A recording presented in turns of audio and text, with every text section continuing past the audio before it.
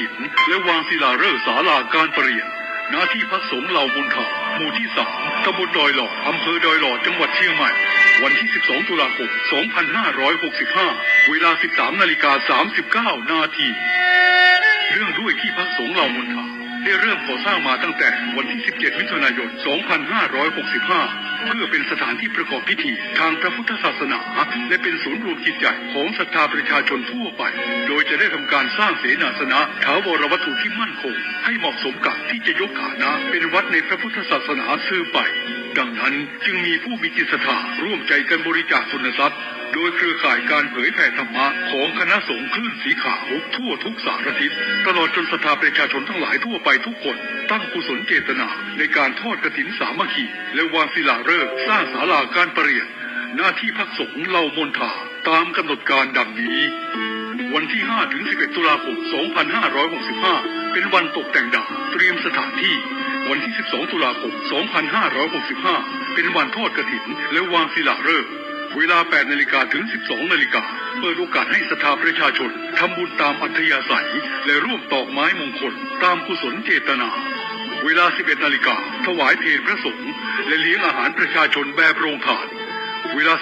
12:30 นาทีเริ่มแห่ต้นกฐินสามัคคีแต่ละสายบุญและแห่แผ่นศิลาฤกษ์เวลา 13:30 นาทีประกอบพิธีวางศิลาฤกษ์และทอดกฐิน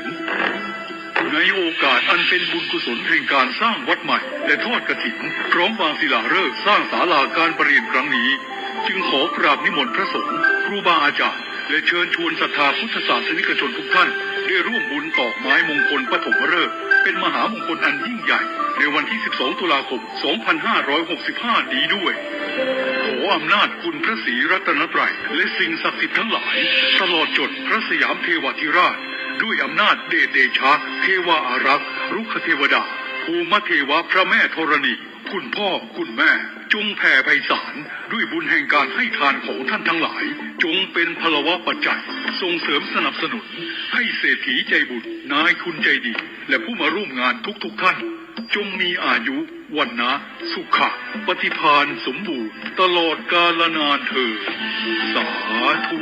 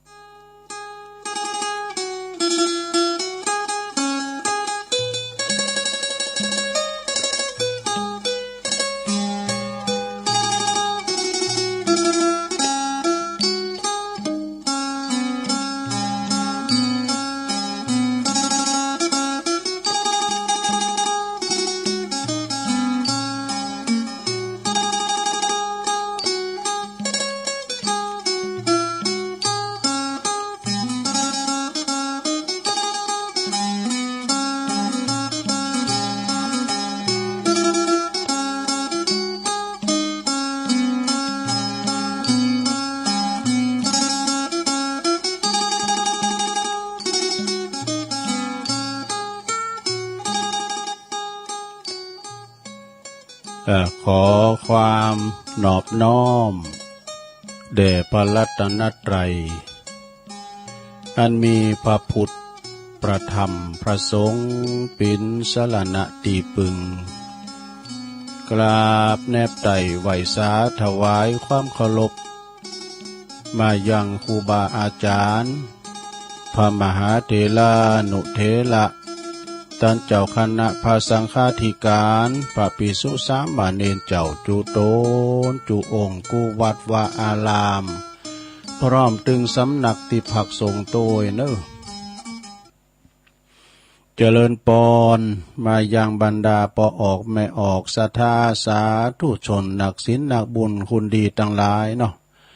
ปอหลวงแม่หลวงปอลุงแม่ป่าปีป่าหน้าเอาอาศรัทธาตินจองห้องวัดเฒ่าแก่หนุ่มกำใจยิงต่างหลายเวลาบ่ายมาอย่างอี้แล้วเนาะก็หมุนคืนมาฟังรายการสารธรรมยามบ่าย ซึ่งก็ดำเนินรายการบริหารเวลาโดยต้นตัวแห่งอาตมาภาพเก่ากับผมตุลุงนันชัยวัฒน์นาคเสโนแห่งวัดพระธาตุดอยน้อยตำบลดอยหล่ออำเภอดอยหล่อจังหวัดเชียงใหม่ก็มาปกปักกับปออกศรัทธาสองแรงตัวกันเนาะแรงวันจันทร์แล้วก็แรงวันการ ในเวลาเดียวกันนี่เนาะตุลุงก็ได้ทำการบ้านนะหุ่นคว้าอันนั้นหน่อยอันนี้หน่อยเอาทำมาเลยเปิดวัจเตตหือศรัทธาปอออกตั้งหลายได้ฟังกันอยู่ตั้งบ้านตั้งจองทำผูกเดียวจบพองก้าทำกล่อมพองก้าเอาหนีทงหนีทานมาจากซาดกในธรรมพองเนี่ยกะนะมันก็เป็นการดีตึงเปิ่นตึงโตตุลุงก็ได้พัฒนาสมองบ้างปีนอ้ำใส่มือ ได้ใจใส่นะใส่ใจในการศึกษาหำเฮนเนาะไปอยู่สนามรบในอาวุธใดจ้าเนี่ยจะได้เอามาเป็นอาวุธนะเปิ้นว่าเกมไว้นะเกมเอาทำมาเล็บไว้เอามาศรัทธาญาติโยมคุณเฒ่าคุณแก่ทรงกลางวันนี่คุณก็ฟังกันก็จะบ่ป้อนลายสักต่อใดเนาะเป็นกาแม่หลงปอหลงเขาอีกอะคุณหนุ่มคุณกำก้าเนี่ยเปิ้นก็ไปเยการทำงานไผการมัน แต่ธรรมเจ้านี่ก็จะฟังกันหนักหลายอยู่พอเต็กคำหม่งเนาะเปิ้นเต้นได้ไปไหนตือ แต่เมื่อแรงนี้ก็เปิ้นก็ไปการไปงานกันไปเนาะทำมาหากินกันไปวันนี้ก็เป็นวันจันทร์ที่19แล้วเนอะศรัทธาของเดือนกันยายนแฮมมานี่เก่าคำลำว่า8คำเหลือแถม2ศีล3ศีลก็จะออกวัดสาทำแล้วศรัทธานะวันเวลาลงเลยผ่านไปโว้ยเนาะกำเดียวก็สุกำเดียวก็เสาก็เป็นธรรมดาเนาะ วันเวลาก็ไปตามเข็มนาฬิกามันแบบมีการย้อนรอยถอยหลังจากเจ้าเป็นสายจากสายเป็นบ่ายจากบ่ายเป็นตะวันลุงแรงตะวันปาดมอนหลับเหลี่ยมพาไปเข้าคืนสู่ยามค่ำยาลาตีแล้วก็ตีนฟ้ายกคืนวันใหม่แถมอย่างอี้เป็นประจำตะวันเวลาเนี่ยมันเทงตรงแต่นะ เมื่อว่ามาปบมาปะกันแล้วตุลุงก็จะเอ่ยไปตังสถานีวิทยุกันที่เปิ้นมีบุญต่อโสดประสานหูเฮาได้ฟังกันถึงจองถึงบ้านนะวิทยุในเครือข่ายที่เปิ้นรับสัญญาณรายการธรรมะภาคช่วงเวลา 15 ถึง 17 นาฬิกา2 ชั่วโมงต่อจากนี้ไปก็เจริญพรขอบคุณอันนี้สถานีวิทยุคลื่นธรรมะของชุมชนวัดห้วยตองซักFM 98.75 เมกะเฮิรตซ์โซนใต้สายใต้นี่ก็ฟังกันไปนะฟังกันไปแล้วก็ขอบคุณสถานีวิทยุคณะสงฆ์อำเภอฝางจังหวัดเชียงใหม่ FM 100.25 เมกะเฮิรตซ์พี่น้องต่างเมืองฝางไม่อายชัยประการฟังชัดเจนดีนะขอบคุณสถานีวิทยุคลื่นธรรมะคลื่นพระพุทธศาสนาการศึกษาและวัฒนธรรมวัดฝายหินFM 104.50 เมกะเฮิรตซ์องค์ขลงในเมืองฟังไปถึงเจ้งดาวบุญว่าฟังเพราะหลายด้อยนางแก้วหลายด้อยขุนตาล ก็ฟังกันไป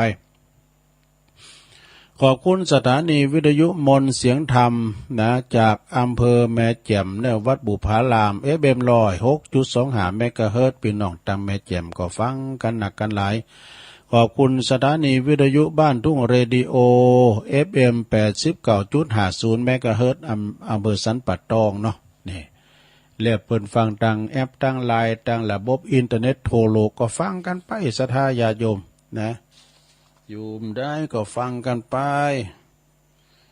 ฟังไผสอบฟังเพลงก็ฟังเพลงไปภาคบันเทิง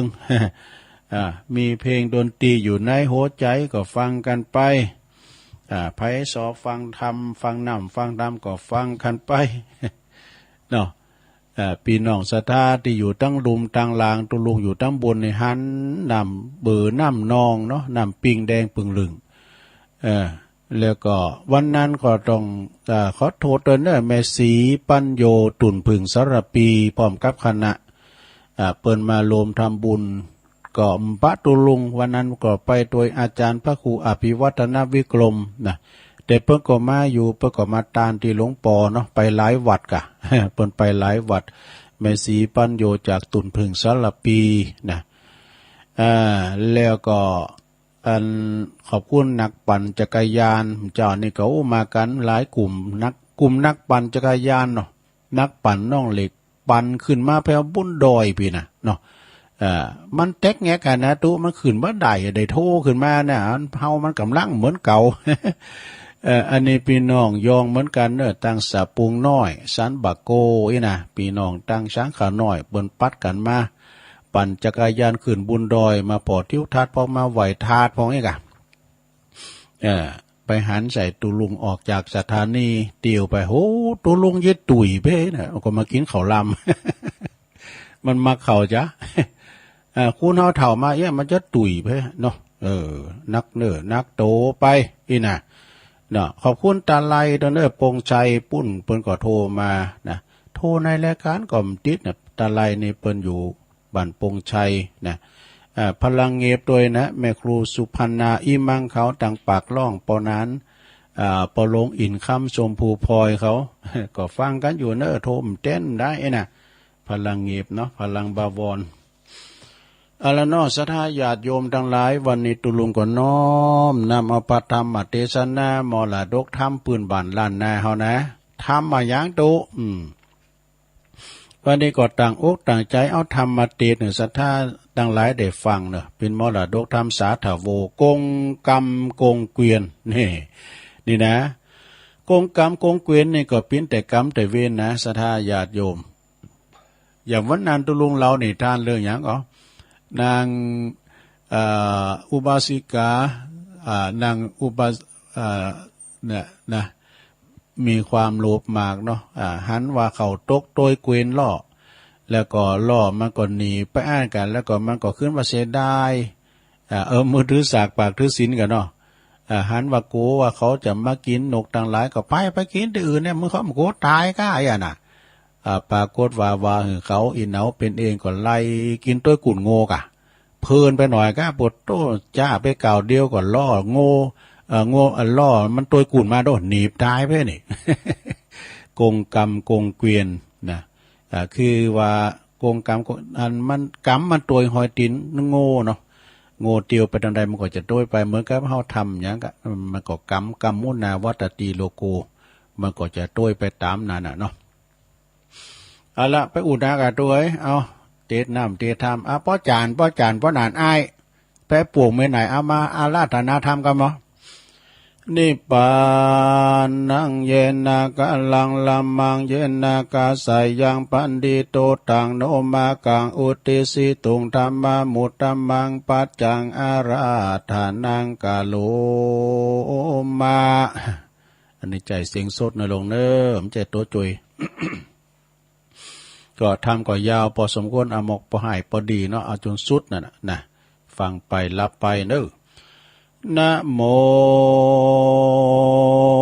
ตัสสะภะคะวะโตอะระหะโตสัมมาสัมพุทธัสสะ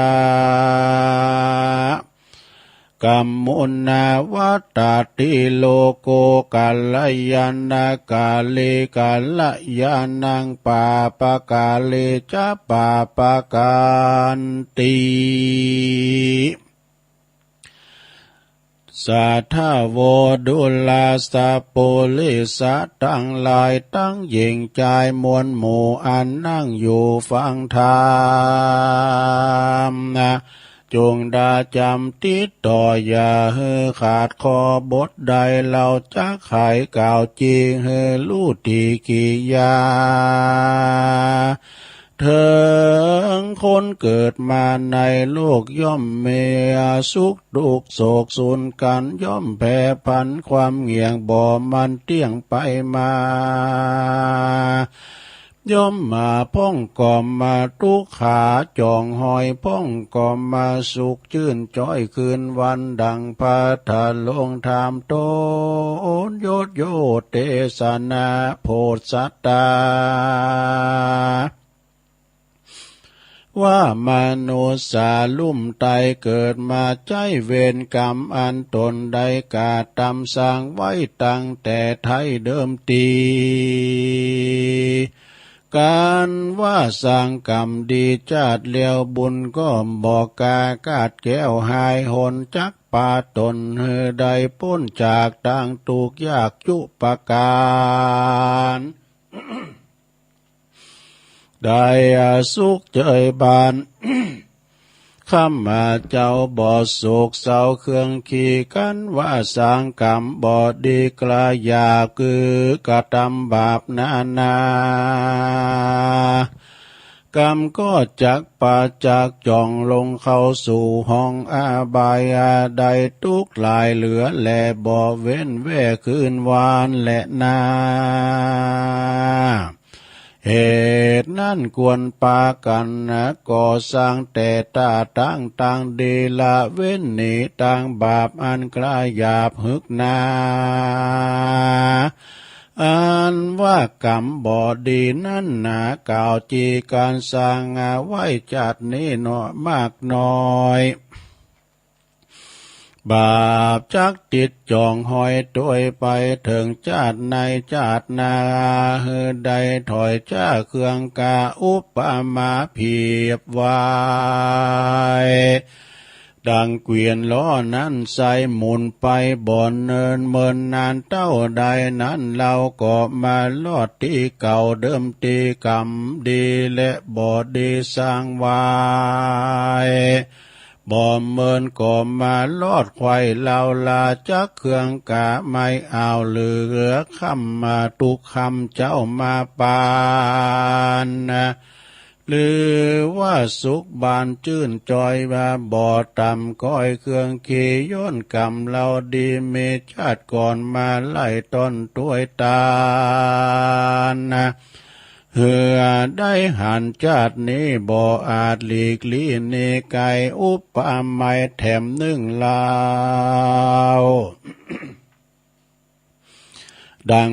ปงเป่าพี่น้องอันเกิดร่วมต้องกันมาพ้องก็เมกายาบ่เหมือนหมู่พ้องก็เมความหูพ้องก็มีความเป็นอยู่ทุกยากพ้องก็มาสุขมากเหลือหลายพ้องก็มีรูปกายงามสะอาดพันพิลาศเหลือคนพ้องกายามีกายาโตนผังลายย้อนกรรมตาบอบย้อนกรรมตอบสายปามาพ้องก็มีกายาบ่ทูนะตีนเมื่อดวนขาขอ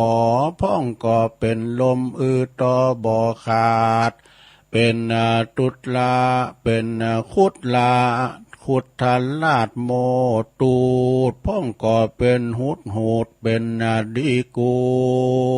วพ้องก็ตามเนื้อตามตัวปองใกล้มนุษย์สาโลกไตบ่มีบ่ไหลเหลือลายพ้องก็มีใจภายเพื่อแผ่กาตำไว้แต่ตั้งดีละเว้นหนีตั้งบาปเอาตัวเขาหาบทางบุญเฮือตาหนุนเขาน้ำว่าตูพร่ำปัจจัยมีสินดวงใส58รักษาแขวดกับตัวพ้องก็เมามัวกลาหยาบได้หยาบจากาตำบาปกล้านาตั้งวัดตั้งวาก็บ่หูบ่เคยเข้าสู่อาวาสบ่เคยใส่บาตรย่อตาสิ้นเจียงคาน58ก็บ่เคยแขวดรักษาเต้าปาลากลาหยาบกินเข้ากับลาบถึงวาน การว่าตัวมันกล้าภาคตายละจากเมืองคนย่อมเอาตนไปเกิดนรกเดือดอาบายแหลนนาปันดังยิ่งใจลางพองลูกเกิดส่องตั้งดีเหือตันมีบ่อขาดใส่เข้าบาดเตตันพิกาหารเข้าน้ำตังวัตถุพร่ำนาตานเฮือแก่ปีกูสังฆาเป็นเจ้าสามมาเน้นหนุ่มเนาตั้งลายยาจกใหญ่กันอยากทุกข์ลำบากอนาถา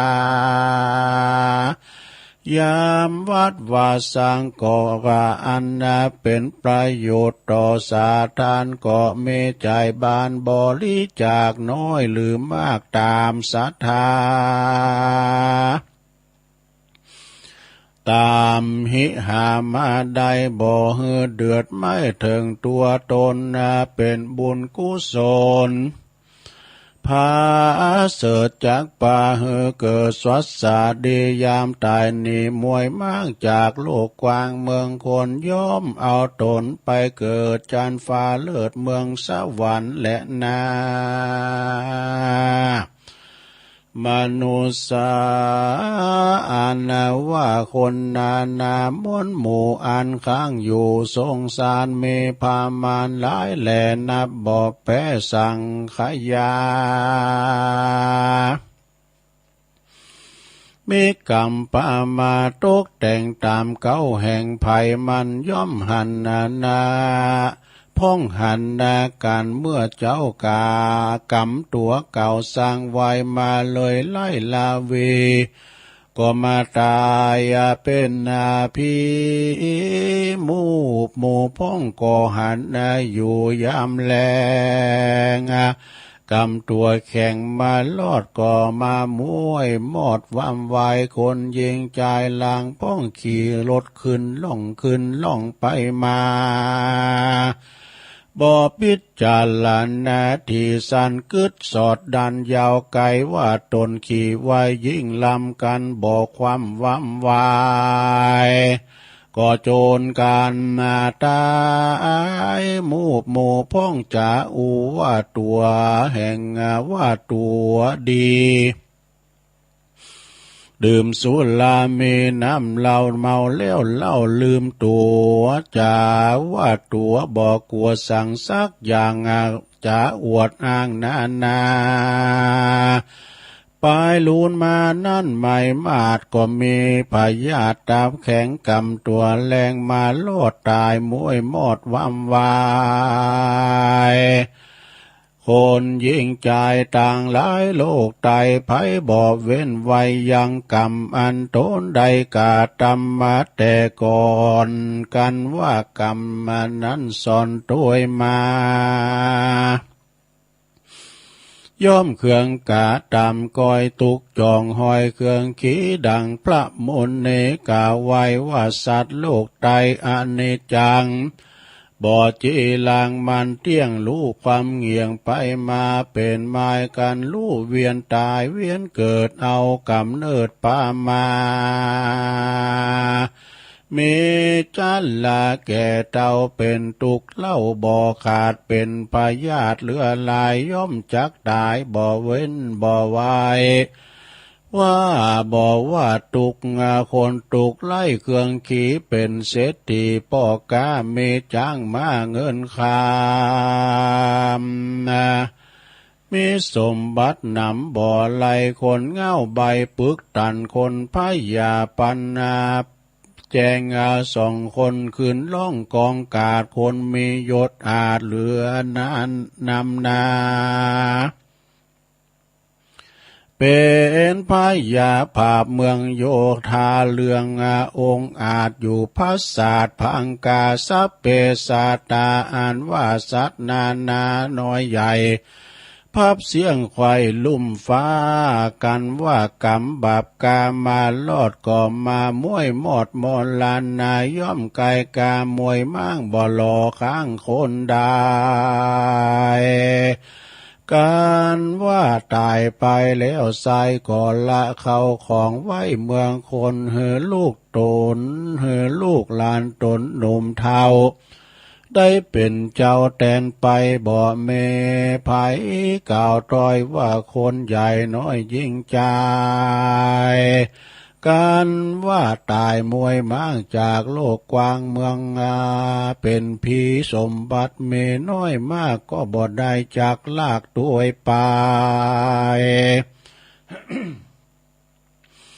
ดังพระจอมไตรโตนยศโยดใดภายโพเตสะแนว่าคนไกลกลาพลากนาจากโลกลาเมืองคนเข้าของตนนั้นใส่คือหากใดไปใดก็คือบาปบุญและบาปอันจักใดหาบด้วยไปบุญบาปบุญใดภายสร้างงามบ่ห่างล้างเสียตนจากติดไปกู้หนกูจาดบ่ได้ขาดแต่ดีลีกันกาดดำดีก็จักได้เป็นสุขโพนจากทุกจุประการกันว่าสร้างบาปหารกลายหยาบก็จักได้เป็นบาปต่อจนเป็นทุกข์จนไม่มาดบ่เว้นขาดคืนวานและนา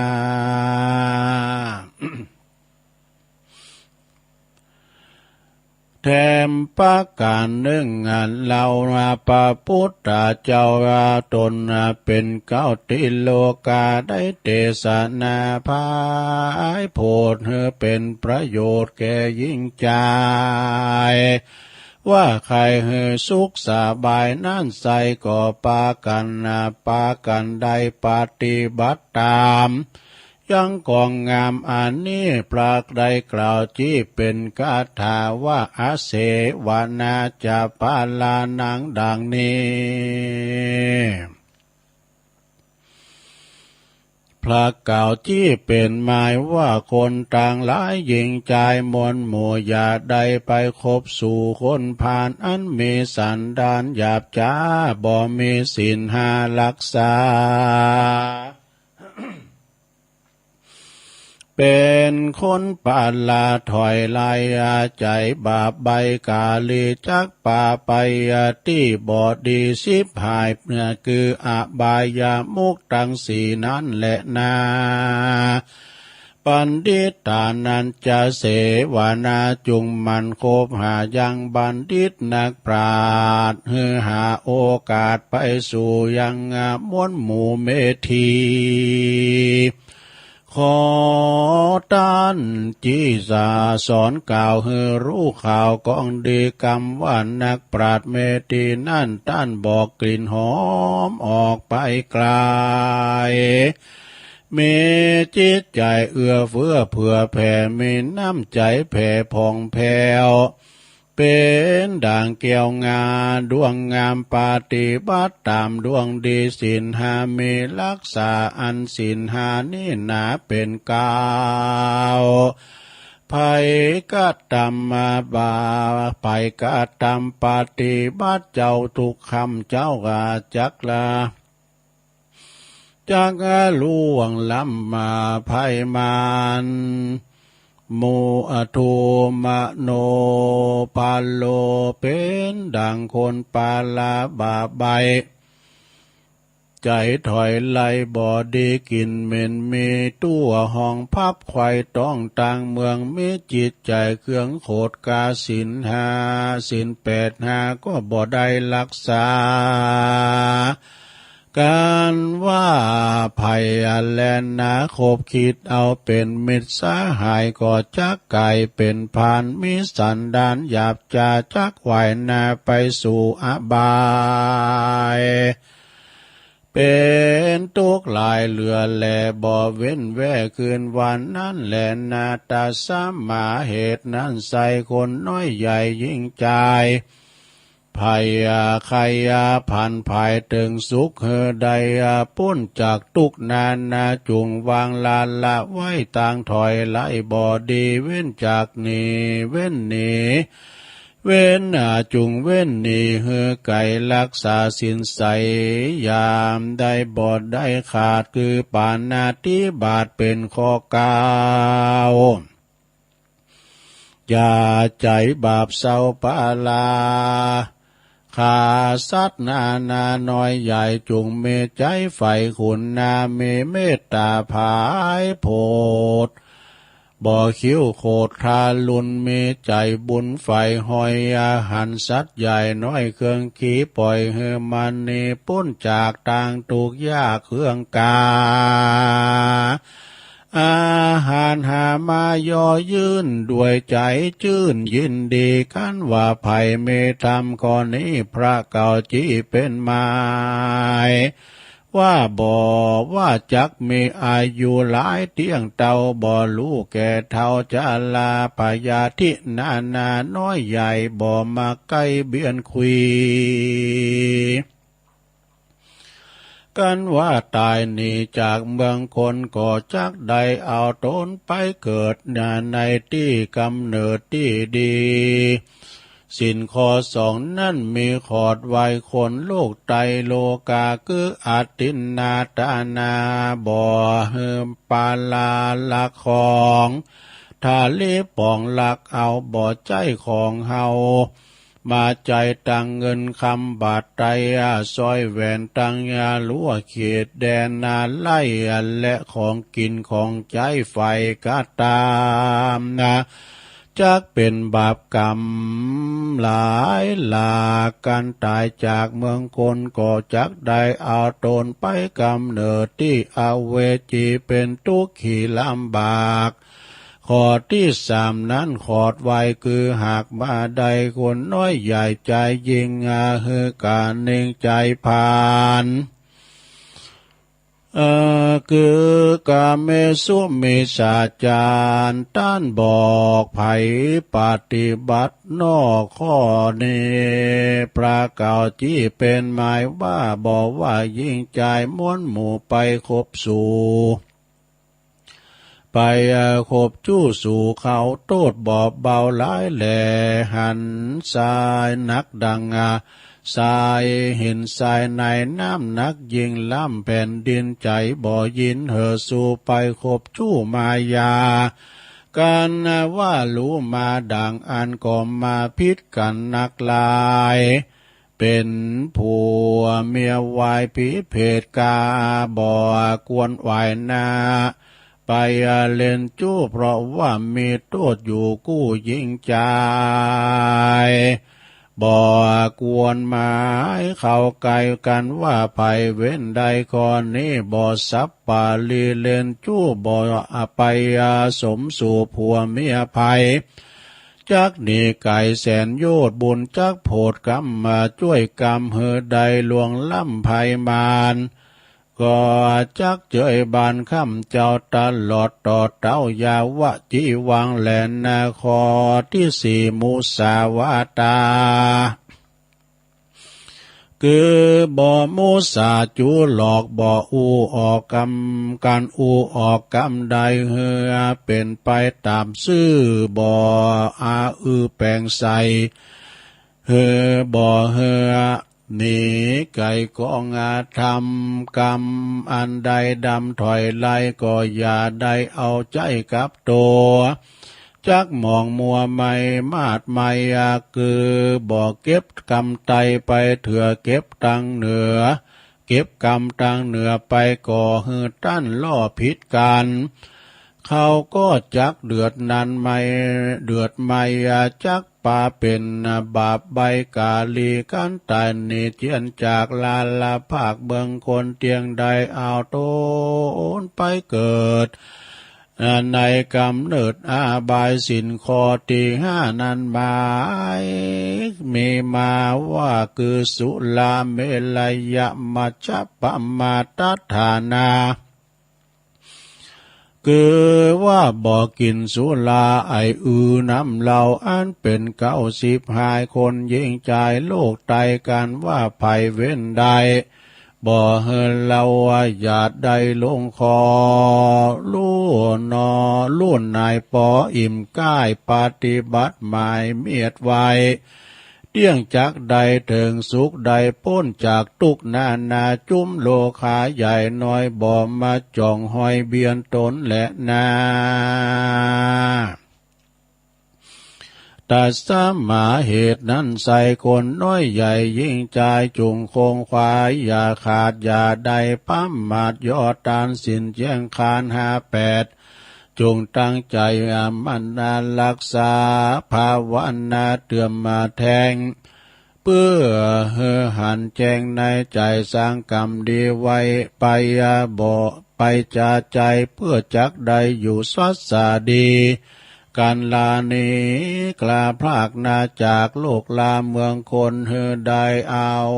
ตัวตนไปเกิดจันฟ้าเลิศเมืองสวรรค์ได้สุขคืนวันค่ำเจ้าขอศรัทธาหนุ่มเท่ายิงใจจุงอยู่สุขสบายอยู่มวลหมู่ได้พร้อมนาอยู่ฟังตามพ้นจากตั้งดำไม่มาดขออุบัติก็อย่ามาไกลขอเจ็บป่วยใครก็อย่ามาปานได้อยู่เจยบานชื่นจอยจุใหญ่น้อยใจหญิงแด่เตือนเนติตังกิยาสังวันนาวิเศษจาห้องเหตุทำกงกรรมกงเกวียนก็บังกมสมเรศเด็ดแล้วเต่านี้ก่อนแลสาธุสาธุสาธุ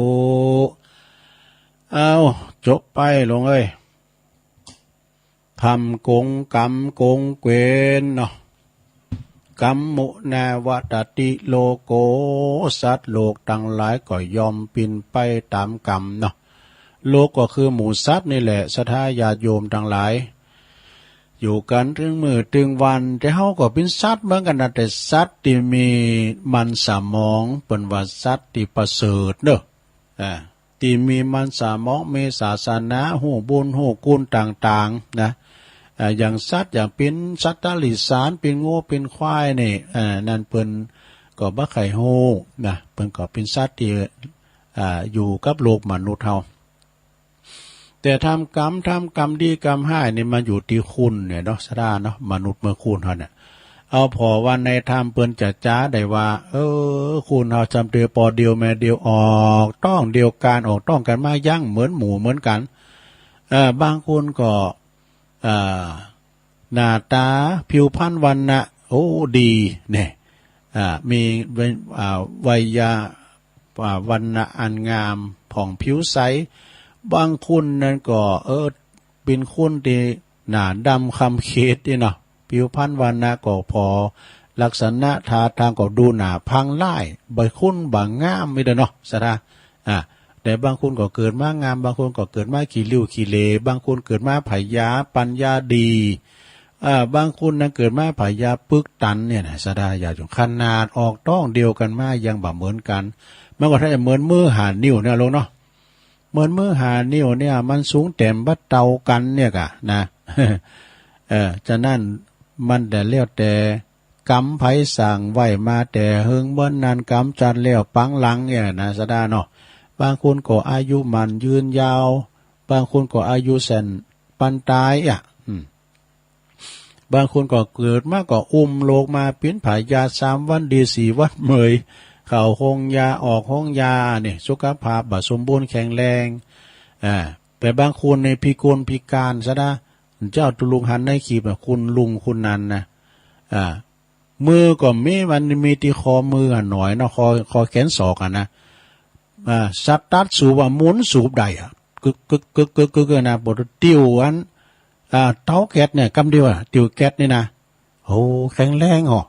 ขับรถอีกเต้นขับรถเนี้ยก็ได้เนี่ยก็มีความสามารถเพื่อว่าด่อยตั้งหนึ่งก็เด่นตั้งหนึ่งนะ คุณพิการเนี่ยมันมีพยาเนอะสดาเด้อเราแป้งปืนกล่อมจะเด็ดปืนทำเองนี่นะเนี่ยเปิ้นก็ว่าด่อยตั้งหนึ่งก็เด่นตั้งหนึ่งแต่ไม่วางไผ่นะทำเตือนเนี่ยเปิ้นหาเงินได้ดีแล้วคุณเฮา ครบ32เพราะฉะนั้นคณะสัทธาญาติโยมทั้งหลายเนาะก็ฟังกันไปตุลุงสแตนบายตั้งหลังไว้สถานีห้วยตองซักกำลังดังเนี่ยขอโทษด้วยเนอะดังแล้วเอาแล้วศรัทธาญาติโยมทั้งหลายอันตุลุงก็ขอประกาศข่าวสารงานบุญสักข่าวเนอะนะ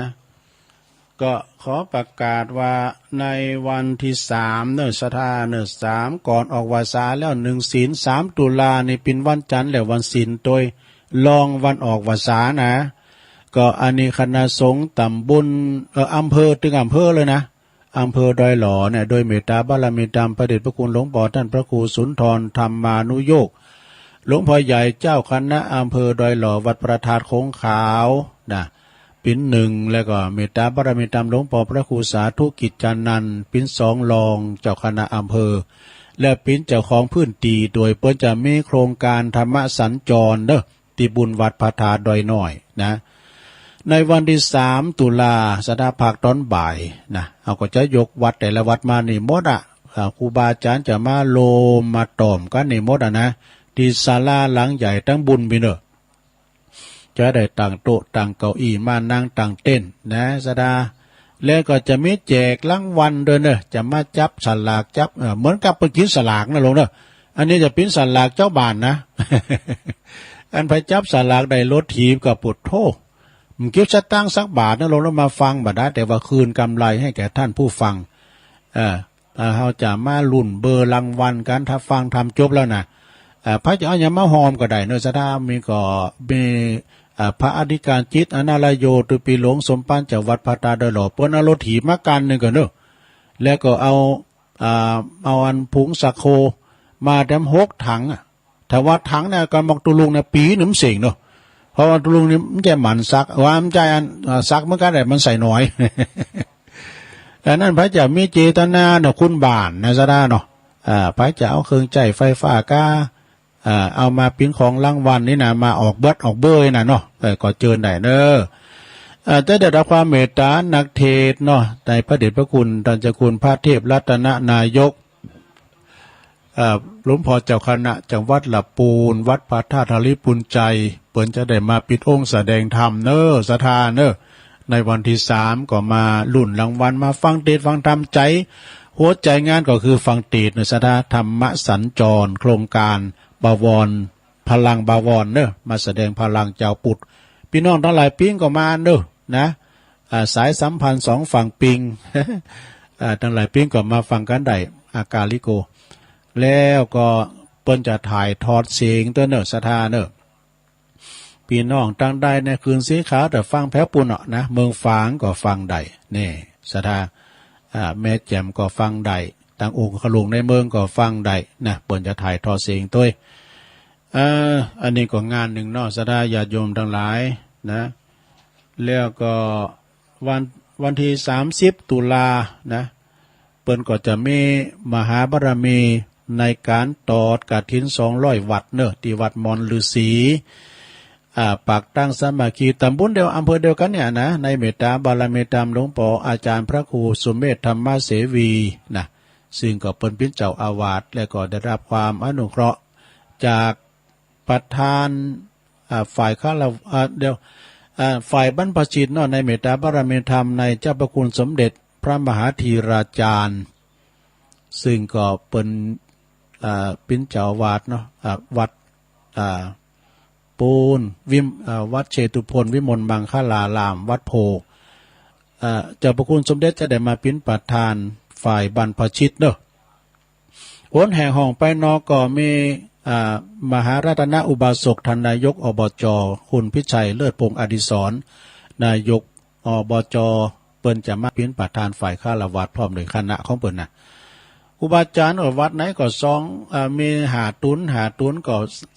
200วัดก็มี1,000 ตุนซะนะ1,000 ตุนพอดี ก็พากันมาเนี่ยซะดาเนี่ยไปถึงมันหน่อยเด้อตูเจ้านะพระจะมาเปิดโรงตาลพระจะมาหยอดเล่นๆมีกาเนี่ยสุดท้ายเนี่ยเอามาหยอดเล่นกันเนาะเป๊กเดียวก็ถึงวัดเป๊กเดียวก็ถึงวัดนะมาตีเดียวมอนเดซีเนี่ยได้ถึง200วัด พระจะมาเปิดโรงตาลก็ดีปอก้าในขายก็มาเด้อ ท่านอาจารย์ตุปีเจ้าอาวาสเปิ้นใจดีบ่เก็บคาถาสักอย่างอ่ะมาพอมุมทำเลทองเนี่ยพ่อกล้าเนี่ยปีนั้นเมืองเขาปีนั้นเมืองมาก่อนนั้นเมือง ปีนั้นเมืองตาใจเขามาโอ้คนใน3ป้อยหลงยังหน่อยแว่กับการทุเจ้านี่ปินปั้นน่ะยังหน่อยบ่อยู่นะที่เปิ้นมาช่วยงานแล้วปันไปประมาณปันหาเนาะก้าไว้สถาก็จะมา10,000ปลายเนาะใครเก๋ไปกัน10,000ปลาย มาเด้อพี่นานเมืองเขาประกาศให้ขายบ่เก็บคาถานะวัดเปิ้นกว้างลมลื่นลมเย็นเนาะจากนั้นก็2งานนี่1สัปดาห์เด้อเดี๋ยวจะมีทำอยู่ก็เดี๋ยวก็รอบ2ก็ประกาศทำหน่อยนึงเนาะตอนนี้ก็ศรัทธาญาติโยมทั้งหลายกินข้าวน้ำจำข้าวตอนกันแล้วก็ฟังน้ำฟังธรรมกันไปตุลุงก็จะตักตังลายสักหน่อยเนาะศรัทธาเด้อขอบคุณตังคุณณรงค์ชัยคุณณรงค์ท่านันชัยนะ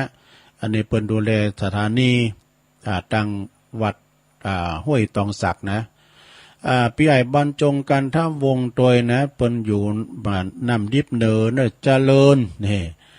แล้วก็มีกลุ่มเทพารักษ์เพื่อนพ้องน้องพี่ว2ว8สกายชมรมสกาย71ด้วยนะคณะว2ว8คุณ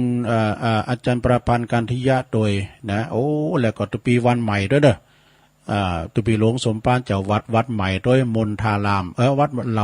ล่ามนทาเนาะคุณยายบุญตัวเนอร์ยายบุญตัวแล้วก็มีแม่น้องตัวมีคุณแม่ศิรินทิพย์บุญเลิศฟังตังกรุงเทพในชัดเจนกทมชัดเจนดีนะคุณโยมแม่ชื่นใจไพวันปางน้ำทุโอเปิ้นอ้อมโอหวานมาถวายวันนั้นเนอะโอหวานแล้วก็มีหน่วยเนี้ยก็อนาคอนดาโหไม่ใจเนี่ยอันนั้นมันงูในตัวก็อะลาคาโดก็แล้วเปิ้นเอาอุกก่อนนะตัวเอาอุกก่อนเอาอุกไว้ก่อนมีเม่งมีจังด้วยปางน้ำทุแล้วก็มีการเตะโดยวันพัดกันเนอะจัดเตะทำแล้วก็คุณโยมอารีนะฟังอยู่เจ้าแม่เดือนเพ็ญทิมหว่างด้วยปุ้นอยู่น้ำบ่อหลวงปุ้นนะแม่เดือนเพ็ญฟังอยู่เจ้าคุณแม่ครูทองคำที่วงคำด้วยเนอะอันนี้วันนี้ภารกิจ เพิ่นก็ว่าภารกิจกับนายอำเภอนายอำเภอมาเยี่ยมได้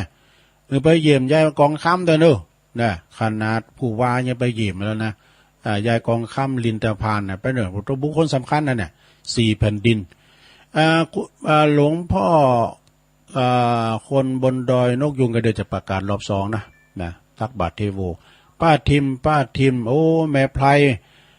แม่อัมพาพันธ์นะชัยเมืองยองโยมแม่เปิ้นอุปถากวัดบันเลินเนอะแล้วก็คุณจันครูบาเต้โดยครูบาหลาน ขอบคุณนะแม่อัมพาพันธ์นะแล้วก็ทั้งหลายท่านกันแล้วมาเอาละสถาตุลุงชงแหลกนี่ก็จะได้ลองเปิดสายสถาโทรกันเข้ามาสัก2-3สายเดี๋ยวก็พักย่างให้ก้ามสักเพลง แล้วก็มาเข้าต่อทำก้ามก็จะได้เล่านิทานหรือสถาเด้อได้เล่านิทานนะเรื่องคนมากโลภมากลาภหาย ลองฟังพอได้พิจารณาช่วงที่2นี่นะแล้วก็จะได้เปิดสายรอบ2ทำกรรม1นะเอามาแล้วเจริญปอนครับไว้สาครับโอ้น้องเบลก็ครับผมฟังแต่เช้าแล้วครับโอ้เดี๋ยวน้องฟังตั้งแต่เริ่มรายการมาแล้วนะครับโอ้ขอบคุณหลายๆน้องเบลเด้อไว้สาครับผมบุญรักษาสาธุน้องเบลเปิ้นตานสตังเหรียญตุลุงก็มันจะจ่ายดูเดี๋ยวเอาไปใส่กันบาทอันนั้นกะตีวัดมอนฤาษีได้บุญ2ต่อนะน้องเบลเนาะเจริญปอนนมัสการจ้ายายพรร้องวัวแดงฟังเจ้าแล้วเนาะจ้าจุกก้อนนี่มาหน่อยนะเอากระเจ็บไว้เว้ยเอาเลย1 2 3ทำบุญทำทานเบิกบานหัวใจเกิดมาชาติใจจิตใจเบิกบานทั้งสมดินญาเบิกบานหัวใจเป็นร่มโพร่มใจกายใจร่มเย็นเป็นสุขเอ่ยเอามาดูเอาละจับบ่ดีอ่ะเนาะขอบคุณยายพรเด้อบุญรักษาเจ้าสาธุเจ้าสาธุจิบน้ำห่อนของกะติกน้อยอันน้อยเนี่ยกะของแม่น้อย089 0955656006โทรกันเข้ามาในวันพุธนี้ก็จะมาในเวลาเดียวกันอยู่เนาะวันนี้เป็นวันจันทร์เมื่อคืนเบิดก็ฟังครูบาดอยเนาะเจริญพรภาษาเจ้าตุลุงอันนี้อยู่ตั้งใดจ้าแม่ก็คือดอยสะเก็ดเจ้าแม่อำไพอ่ะโอ้แม่อำไพเนอแม่คือดอยสะเก็ดนะฟังเจ้าละบ่แม่เจ้าฟังตุลุงหรือเจ้าละเจ้าฝนตกแล้วก็ฮะตกก็เจ้าตุลุงเพราะได้ย่างแดดละเพราะมันย่างกำเนาะอีดูเปิ้นยินดีแม่อำไพหลายๆเด้อเจ้าไว้สาเจ้าตุลุงสาธุรายการอาจารย์เปิ้นนี่เปิ้นจะเปิดสายถามปัญหาดอกตัวลุงนี่ถามตุลุงจะถามเปิ้นเจริญพรสาเจ้าต้องได้ไหมมันบนนำมันจองนะจ๊ะมันเหมือนตั้งคนหลายครั้งบนนำนี่มันนั่งจองเนี่ยแต่มันการกระแปงเนี่ยบ้านน้ำตองเนี่ยจองเจ้าบ้านน้ำตองตั้งตลอดอยู่หางดงเนาะแล้วไหนเรื่องการเป็นกระแปงสังกำแพงสกน้ำตองน่ะน้ำตองโดยเนี่ยการเข้าแคบกลางเนี่ยดีไปทางสันขอแคบกลางพุ่นเนาะตัวลุงก็หันละต่างเขาสันน้ำเองนะสันน้ำเองเป็นว่าหลายปั้มน้ำมันไปจามจีบไปซ้อนจีบสันน้ำเองบั่นแม่แต่จันดีก็เจริญพรนวัตการค่ะสายใหม่อำเภอสารพีนะคะเจริญพรเนอะสายใหม่สาธุสาธุ0899555650โทรกันเข้ามาเอาให้ตีกันบ่จะเลยเวลาก็เดี๋ยวเราก็ฟังกันต่อแถมเนาะสถาญาติโยมใด5สายเดี๋ยวก็มาว่ากันทำกรรมตรงจิบน้ำสักกรรมเดียวในไปฝ่ามูนคืนไปไหนเตอเนาะเดี๋ยวมาปากันแถมเจริญพร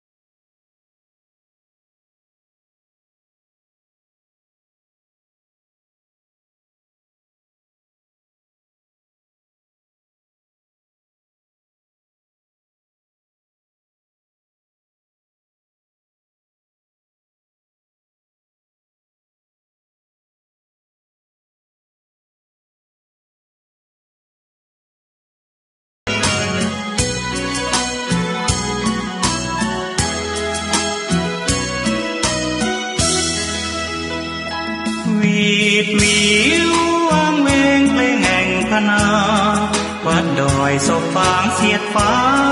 อยากหาผู้ใดกลายคล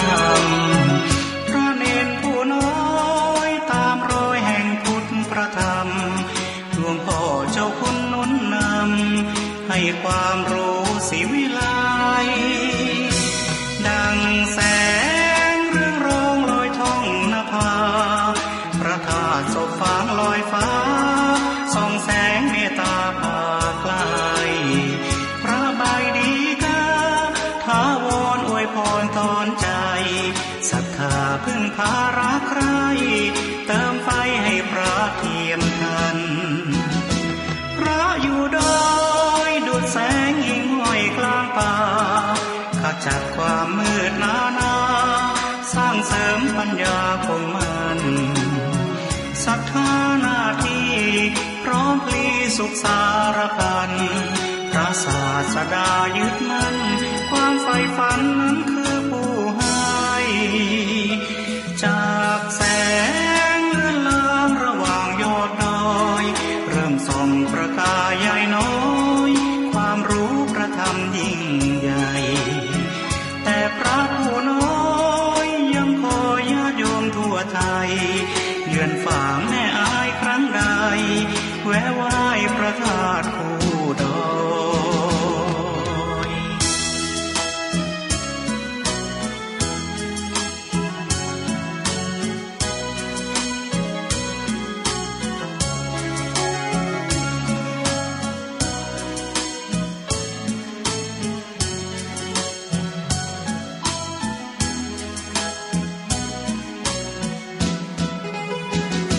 พระอยู่ดอยดุจแสงหิ่งห้อยกลางป่าขจัดความมืดนาสร้างเสริมปัญญาคงมันศรัทธาหน้าที่พร้อมพลีสุขสารพันพระศาสดายึดมั่นความใฝ่ฝันนั้นคือผู้ให้จากแสงเลื่อนลางระหว่างยอดดอยเริ่มส่องประกายใหญ่น้อยความรู้ประธรรมยิ่งใหญ่แต่พระผู้น้อยยังคอยญาติโยมทั่วไทยเยือนฝางแม่อายครั้งใดแวะไหว้พระธาตุคู่ดอย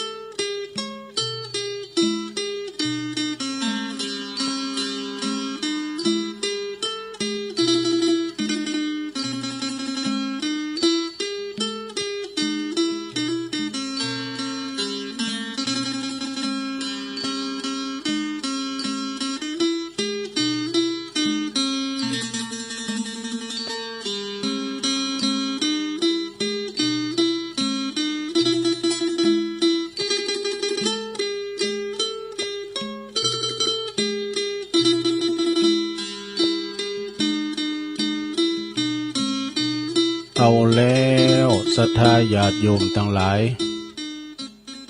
เอาแล้วเจริญปอนโจงที่สองเด้อรายการคณะนิทานทั้งหลายกำลังฟัง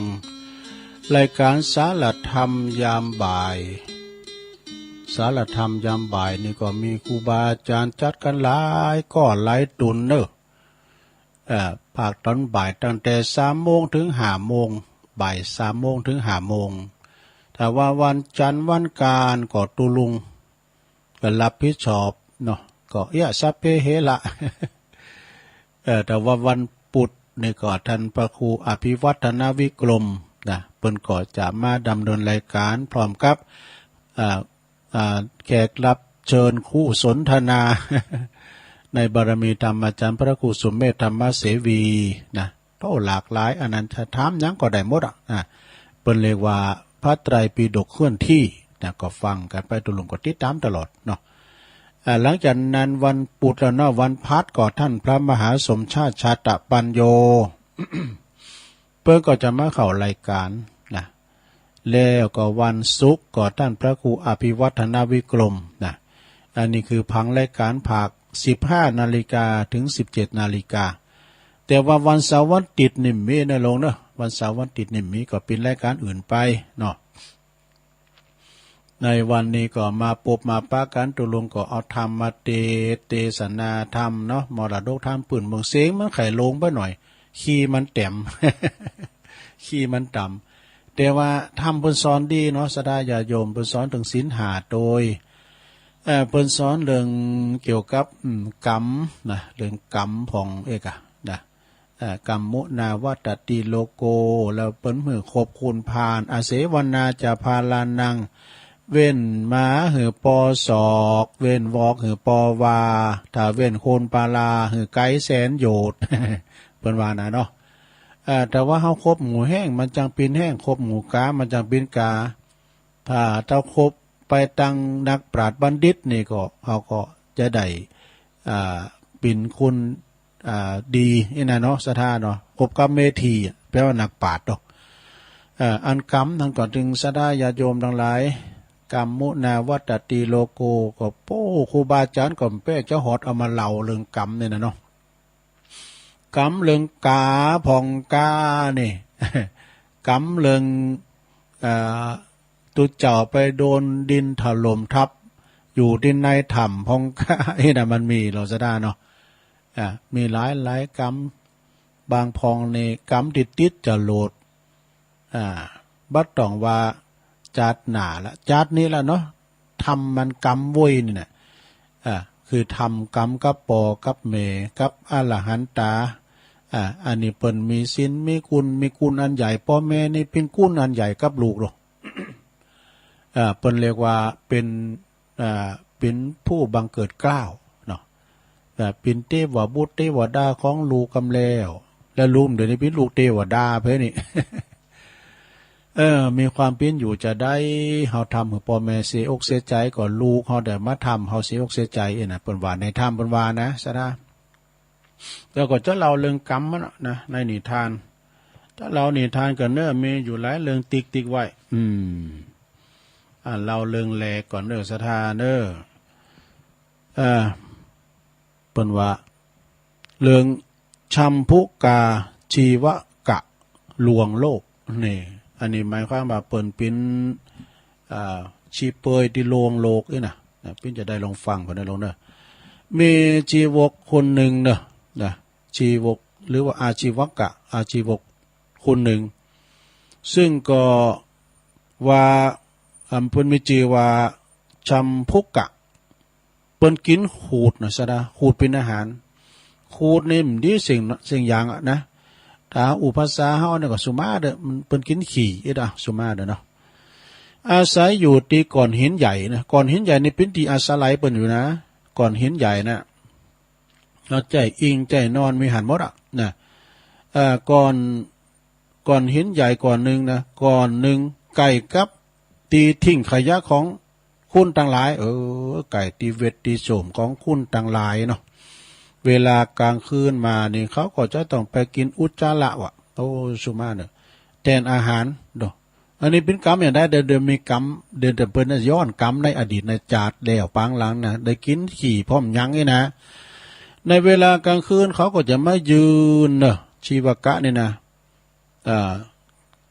เปิ้นจะไม่ยืนนั้นแล้วก็ยืนขาเดียวตัวแล้วก็อิงก่อนเห็นศิลาลันใหญ่นะบ่นะยืนแล้วก็ยืนขาเดียวแล้วอ้าปากเนอะอ้าปากตลอดเวลาคุณตั้งหลายก็มาสังกาทำแบบนี้พอเหตุได้เขาก็จึงมาถามเนาะเมื่อมีผู้มาถามว่าเหตุไรท่านจึงยืนขาเดียวแล้วก็อ้าปากโดยท่านโดนทำโทษหยังไอ้ก่อนนักเรียนมาหนูเนาะถ้าเป็นนักเรียนยืนขาเดียวพังกากราบไม่บรรทัดพังกานี่ครูบรรทำโทษหน้าห้องพุ่นเนี่ย แล้วก็ยืนแล้วอาปากด้วยนะชีวกะเนาะคือจือเปิ้นนี่ก็ชัมพุกะชีวกะนะคำพูดจ้านี่ก็บอกว่าเฮานี่ใจธรรมดาเฮานี่กินลุ่มเด้อคือกินลุ่มเป็นอาหารอื่นมีเฮานี่กินลุ่มนะปากกินลุ่มหลับลุ่มกินลุ่มอยู่ถึงวันเมื่อผู้ถามว่าแล้วทำไมท่านถึงยืนขาเดียวนะท่านถึงยืนขาเดียวขาหนึ่งยังเอาไปเต้าไว้หันนี่นะชีวกะก็เลยตอบว่าโอ้เฮานี่มันตะบะแห้งนะตอบว่าเฮานี่เป็นคุณที่ว่าปิ้นตะบะแห้งถ้าว่าเฮาเหยียบพื้นดินนี่นะโดยเท้าถึง2 เท้าเนี่ยแผ่นดินก็จะไหวว่ะดู เฮาก็เลยยืนขาเดียวถ้าเหยียบถึง2 ผากนี่นะถึงซ้ายถึงขวานะแผ่นดินมันจะไหวว่ะนะเฮาจึงได้ยืนขาเดียวอย่างตั้งแต่ไหนแต่ไรมาละแล้วก็นางนอนก็บ่ได้ว่ะนางนอนก็บ่ได้คนโดยมาก็เจอเนอะแล้วศรัทธาทั้งหลายก็เจอแล้วปากันแตกตื่นมาเคารพกราบไหว้ปูจ้าเนอะเอาข้าวปลาอาหารมาถวายนานับประการหลายอย่างอีกอ่ะเนาะอย่างเดิน12 ปิงเนี่ยเนาะเปิดมาต่างก็เข่าอีกอ่ะแต่เขาก็อาปากแต่เอายาฆ่าจิ้มอาหารต่างๆขึ้นแล้วก็เอาวางไว้ที่ปลายลิ้นแล้วก็บอกว่าเต้าอีเฮาก็มีประโยชน์แก่ท่านทั้งหลายแล้วเนอะนะเฮาได้สงเคราะห์ละคือว่าเฮาก็ได้กินของท่านทั้งหลายแล้วนะเอายาฆ่าไปจิ้มอาหารแล้วก็เอามายองไว้ที่ลิ้นให้ว่านะแล้วก็ปากันปิกบ้านปิกจองดอกเมื่อว่าศรัทธาปิกบ้านปิกจองแล้วชัมพุกะทรัพย์ชีวกะนั้นก็คือได้ทำเป็นชีเปยทำแล้วแน่ทำเป็นชีเปยคือเปยโตหล่นจนหมดแต่ก็กินขูดก็คือถอนผมแถมเนี่ยลกผมหัวถอนผมโดยเสี้ยนตาลเอาเสี้ยนตาลมาทกคือมันก็เจ็บนะซะนะเนาะเมื่อว่าเปิ้นนอนปื้นดินอยู่อย่างนั้นถึง55 ปีกันว่าดูทำเป็นอย่างได้55 ปีพระพุทธเจ้าของเฮาเนี่ยเปิ้นก็เลยเสด็จไปโปรดเนอะแล้วก็ได้สำเร็จเป็นพระอรหันตาด้วยแล้วก็โดยการแสดงธรรมให้ฟังแล้วก็ทรงแสดงบุพกรรมของอาชีวนันวาเนี่ยอันนี้พระพุทธเจ้าจะได้แสดงกรรมจัดแล้วปังหลังปิ้นจะได้เนาะปูนครั้นศาสนาของพระกัสสปะพระพุทธเจ้าปูนแต่หึงเมื่อนานแล้วชีวกะนี่ก็เกิดมาเป็นกระตุ้มปีกนะกระตุ้มพีคนหนึ่งได้รับอุปถากเนอะรับอุปถากพระเถระองค์หนึ่งอยู่ต่อมาภายหลังนะจึงมีพระอรหันต์ตนหนึ่งตนหนึ่งก็มาพักอยู่ที่ในวิหารนะอยู่ในวิหารแล้วเมื่อว่าพระเถระเจ้าองค์ตีเป็นเจ้าของวิหารหันว่ากระตุ้มปีเริ่มใสกระตุ้มปีเขามาเริ่มใสต่อองค์ตีเปิ้นมาใหม่นะเปิ้นมาอยู่ใหม่เนาะเปิ้นมาอยู่ใหม่ศรัทธาก็มาเริ่มใสนะก็ปากันเอาข้าวของหยังมาถวายเอกนะเอาข้าวน้ำปูจันนะอาหารมาถวายเป็นหมากไม้เนาะก็มีใจคิดริษยาเปิ้นว่านะแล้วก็ปาว่าไปด่าเปิ้นว่านะไปด่าพระอรหันต์เนี่ยไปด่าพระอรหันต์องค์นั้นโดยถ้อยคำหยาบจ้าต่างๆบอกว่าขอท่านไปกินขูดว่ะนะไปกินขูดเนี่ยตัวได้กินขูดนะไปกินขูดสมมาไปกินขูดกินขี่เนี่ยกะไปด่าพระอรหันต์ตาดูยังดีกว่าไปกินข้าวเนอะนะในเรือนกระตุ้มพีนี่นะขอท่านถอนงอกโดยอันเสียนตาลจะดีกว่าหืออันช่างตัดผมมาตัดขอท่านบ่ได้นอนบุญเตียง นอนตามดินพื้นปัตตภีที่เปิ้นจัดไอ้น่ะเมื่อพระอรหันตาได้ฟังคำถ้อยคำด่าอันหยาบจ้านั้นก็หันว่าถ้าเฮาอยู่เมื่อไปอยู่กับคุณพานเนี่ยก็ฮู้จักว่าเอ็นดูเปิ้นจะจักปิ้นบาปหนักไปกว่านี้น่ะจะปิ้นบาปหนักกว่านี้จึงได้ออกเดินทางจากวัด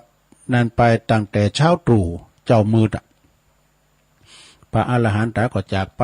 พอว่ามันใจยาใจลำคาญยาคือโกเปิ้นบาปหนักไปกว่านี้กะขนาดเพิ่นว่าตะเอียนเนี่ยเพิ่นก็ได้มากินเหมือนกันเนาะ กรรมมันเก่านะเนาะเวลาพระองค์นั้นตายไปเนาะคือพระอรหันตาพระองค์ที่เพิ่นอยู่ก่อนนะอยู่ในวิหารก่อนน่ะเป็นอิสาบ่ดอกหรือจะไปตายไปก็ไปตกอเวจีนรกอยู่ตลอดกาลนานพอถึงขั้นพระพุทธเจ้าของเฮานี่บังเกิดขึ้นในโลกนะเพิ่นก็ได้มาเกิดในตระกูลหนึ่งที่กรุงราชคฤห์นับตั้งแต่พอเดินใดเนาะพอเดินใดมาแล้วนะก็บ่ยอมนอนบ่เนี่ยละอ่อนคนนี้นะก็บ่ยอมนอนยอมบ่นอนตีดินตีนอนอ่อนนุ่มนะบ่ยอมกินข้าวข้าวก็ไม่กินแต่ขูดของตนเองเนี่ยกรรมมันเอาสนาไปวางพระอรหันตาไปกินแต่ขูดของตนเองพอโตขึ้นมาเอาแล้วบ่ยอมนุ่งผ้านุ่งผ่อนทั้งแล้วมารดาบิดาก็เดี๋ยวเป็นการอับอายก็เลยเอาไปฝากไปบวชไว้กับพวกชีเปลยนะเอาไปฝากไว้ไปบวชกับพวกชีเปลยพวกชีเปลยก็ถอนผมโดยเสียนตานนี่เสียนตานไทยเจ็บนะแกเนาะต่อมาเนี่ยสดาเมื่อหูวาชีวกะได้กินขูดของตนเองนะเขาก็เลยขับไล่ออกจากสำนักเขาจึงได้มาอาศัยอยู่ที่บหินก่อนใหญ่ก่อนหนึ่งเนี่ยที่เพิ่นอยู่นี่นะจึงเรามาฟังอานิกรรมจัดเหลี่ยวปังหลังเนาะเรื่องนี้เปิ้นจริงหันว่าการที่ไปด่าผู้ที่มีศีลมีธรรมนี่นะคือพระภิกษุสามเณรนี่นะไปด่าถ้อยคำมันหยาบจ้า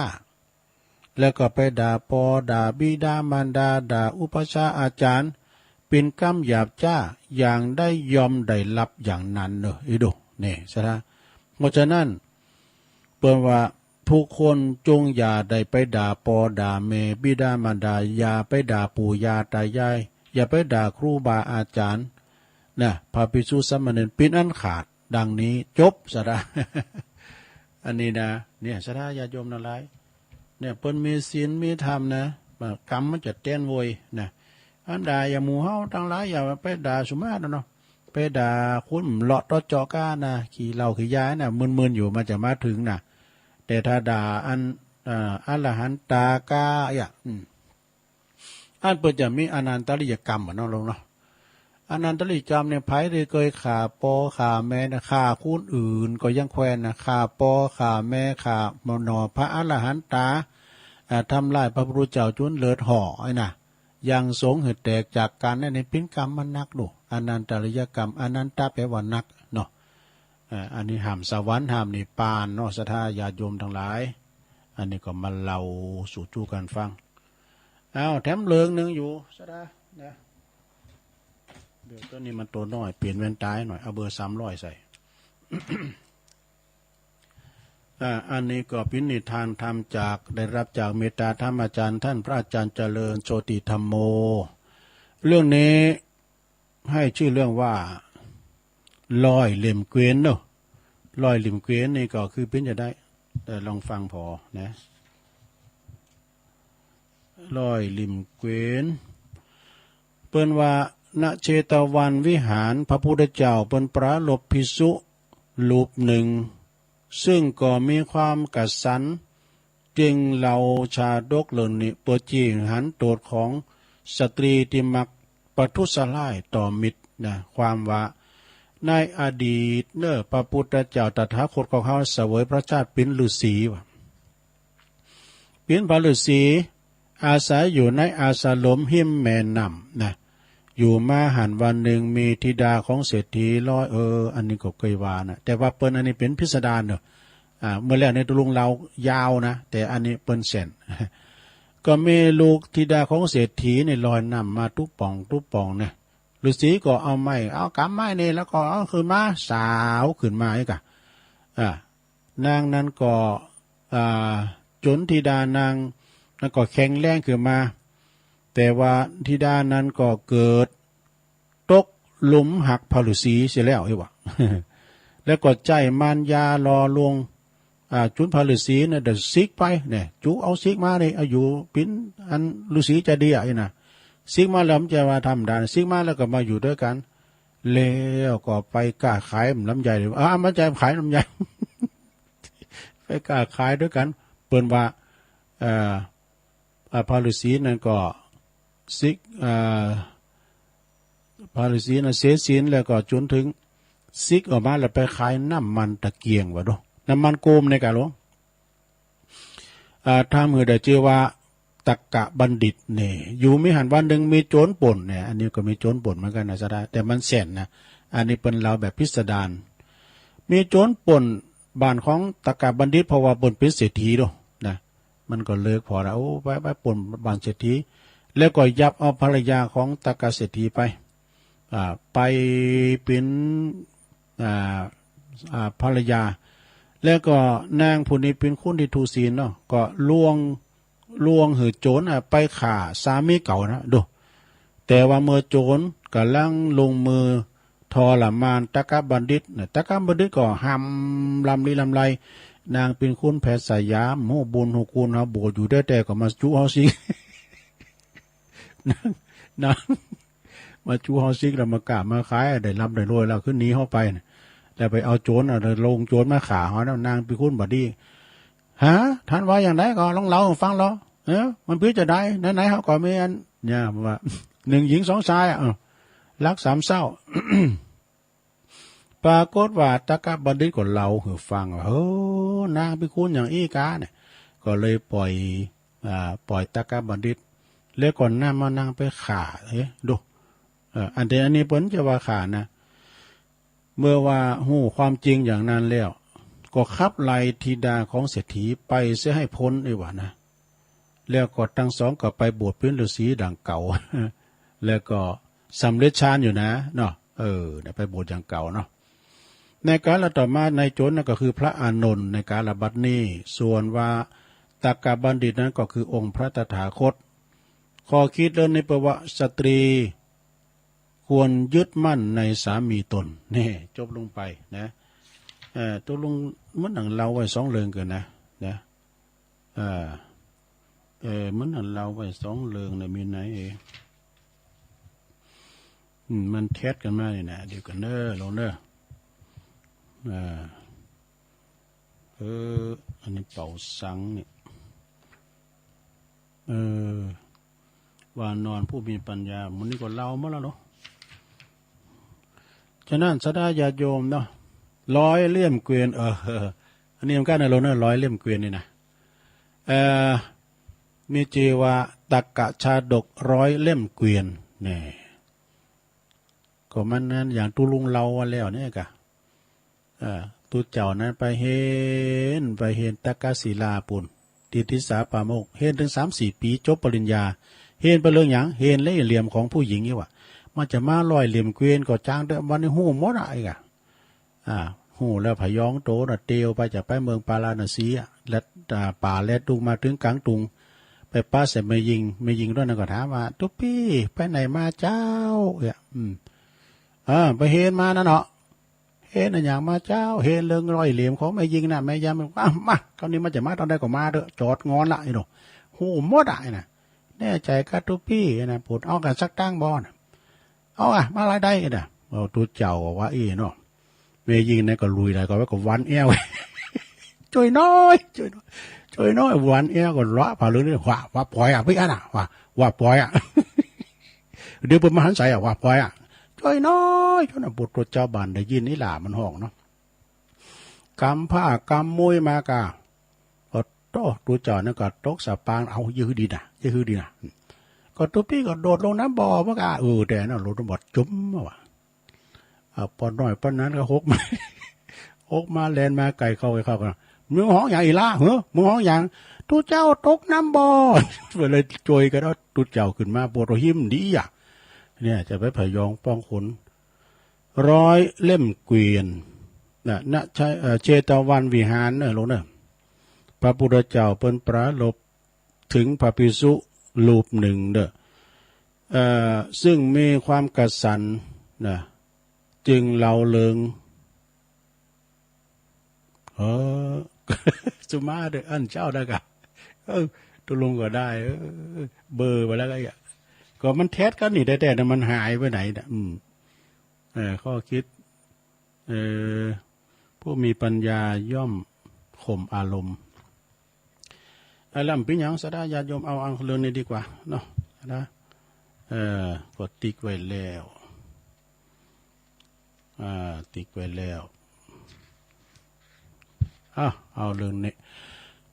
มุทุลักขณาชาดกลักขณาชาดก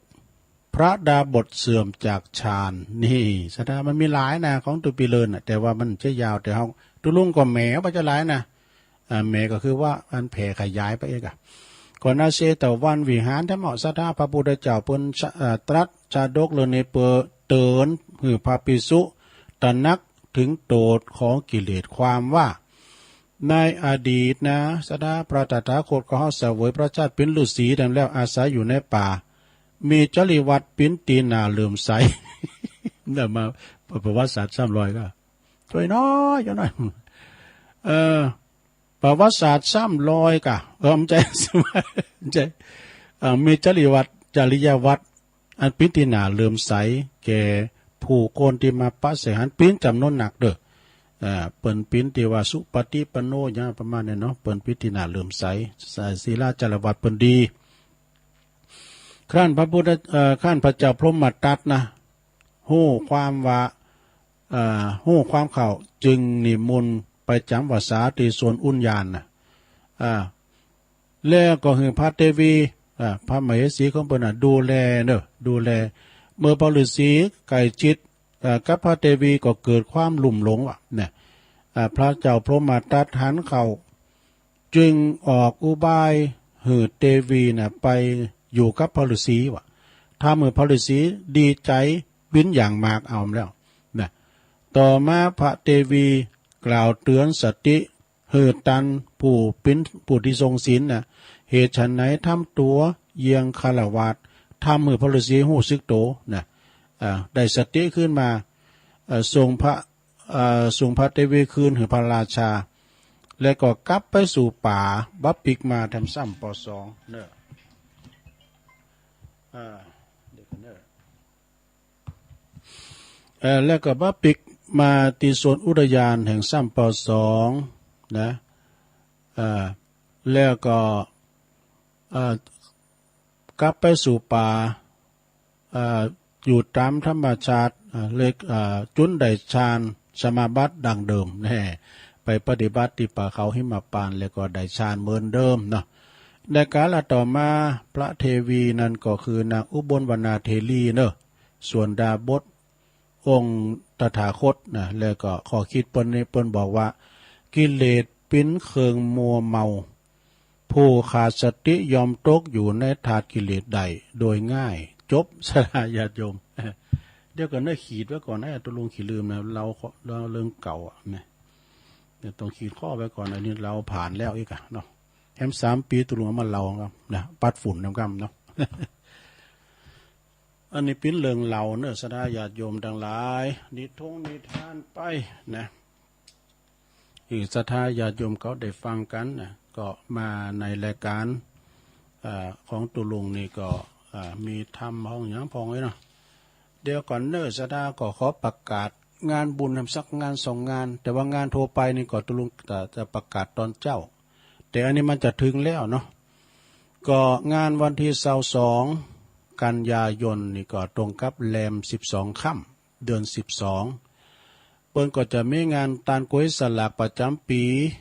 ที่วัดพระพุทธบาทตากผ้าตำบลมะกอกอำเภอป่าสร้างโดโอ้ศรัทธาเปิ้นก็จะมากันหลายตุเจ้าพันนายก็จะหนักเด้ออันนี้เปิ้นขาดสักปีนะ กรรมว่ากินสลากนี่เปิ้นบางสมัยแต่ก่อนนี่เปิ้นจะมีก็กินสลากเนาะก็ว่าปีได้เดินใดเข้าของเงินคำมันหาเข็มเปิ้นก็จะยุดได้กรรมนึงอีกตานเป็นอย่างอื่นไปน่ะถ้าว่ามันกังสาในสุ่มสุกลูกใหม่มันก็สุกน่ะเข้าปลาอาหารได้กินอุดมสมบูรณ์ก็จะกึดกินคือตานสลากได้เหมือนกันเนาะอันนั้นก็ในวันที่22เดือนกันยานี่ก็คือที่วัดพระบาทตากผ้า ถ้าใครจะไปเป็นเจ้าภาพขันเข่าสำหรับละ50 บาทเด้อเลงถวายเพลนะก็ไปติดต่อสอบถามได้แต่ว่ามีอย่างก้อยสลาก็มีเปิ้นมีเป็นชุดใหญ่เนอะไปปูจ้าเอาชุดละ300ยอดนั้นต่างหาก ก็ไปปูจ้ากันได้งานสลากพัฒทหารโอ้แต่ว่านี่ก็พิธีมนต์ที่งานเนอะตุลุงก็ได้ไปช่วยงานที่วัดวัดแม่ขานหลังถ้ำเนาะพระอาจารย์นลินทร์โรจโนลุงบอกกำนันมานิดแดงเมืองเขาเนี่ยเปิ้นก็จัดให้มีกินสลากแล้วก็ตานสังด้วยก็ตุลุงก็ได้ไปช่วยงานแล้วก็โอ้คุณนาคุณลายเนาะซะดาเปิ้นอยู่ทั้งลุมศาลาเนี่ยเปิ้นก็เอาสวยมาในมูลเอาไปปันป้อนกันไปปันป้อนโอ้อุ่นหน้าฟ้าขังเปิ้นจะว่าเอาเข้าตังวัดลำเลอไปอันนี้เปิ้นแจกจ่ายปินตานเห็นครับพระสงฆ์องค์สัมมาเนรได้หมดได้กุศลเปิ้นก็จะเอาสวยไปแล้วเอาเก้าอี้ไปก่อนนั่งปันป้อนเปิ้นนี่กะขายมก็ลักออกไอ้นี่ โอ้เหมือนเปิ้นเนอะคุณหนักคุณลายด้วยนะสลากหักใหม่ที่วัดหลังถ้ำตะว่านี่นะเนาะก็เลี้ยวไปเนาะแล้วก็ในอันนี้เอาตุลาไปก่อนเนาะเนี่ยมีฝากประกาศมาในเมตตาบารมีธรรมอาจารย์หลวงพ่อท่านพระครูสันติเจติยากรเปิ้นก็จะมีการตักบาตรเทโวโลหานะนะคือหน่วยอบรมประชาชนประจำตำบลวัดเกตกาลามโดยเมตตาตามหลวงพ่อเจ้าคณะตำบลเฮานะแล้วก็พร้อมด้วยคณะสงฆ์ตำบลในตำบลน่ะจะมีอยู่29รูปด้วยกันนะเปิ้นจะมาตักบาตรเทโวกันที่วัดเกตกาลามเวลาก็ตั้งแต่ 7 โมงเป็นต้นไปเนอะณที่วัดเกตกาลาม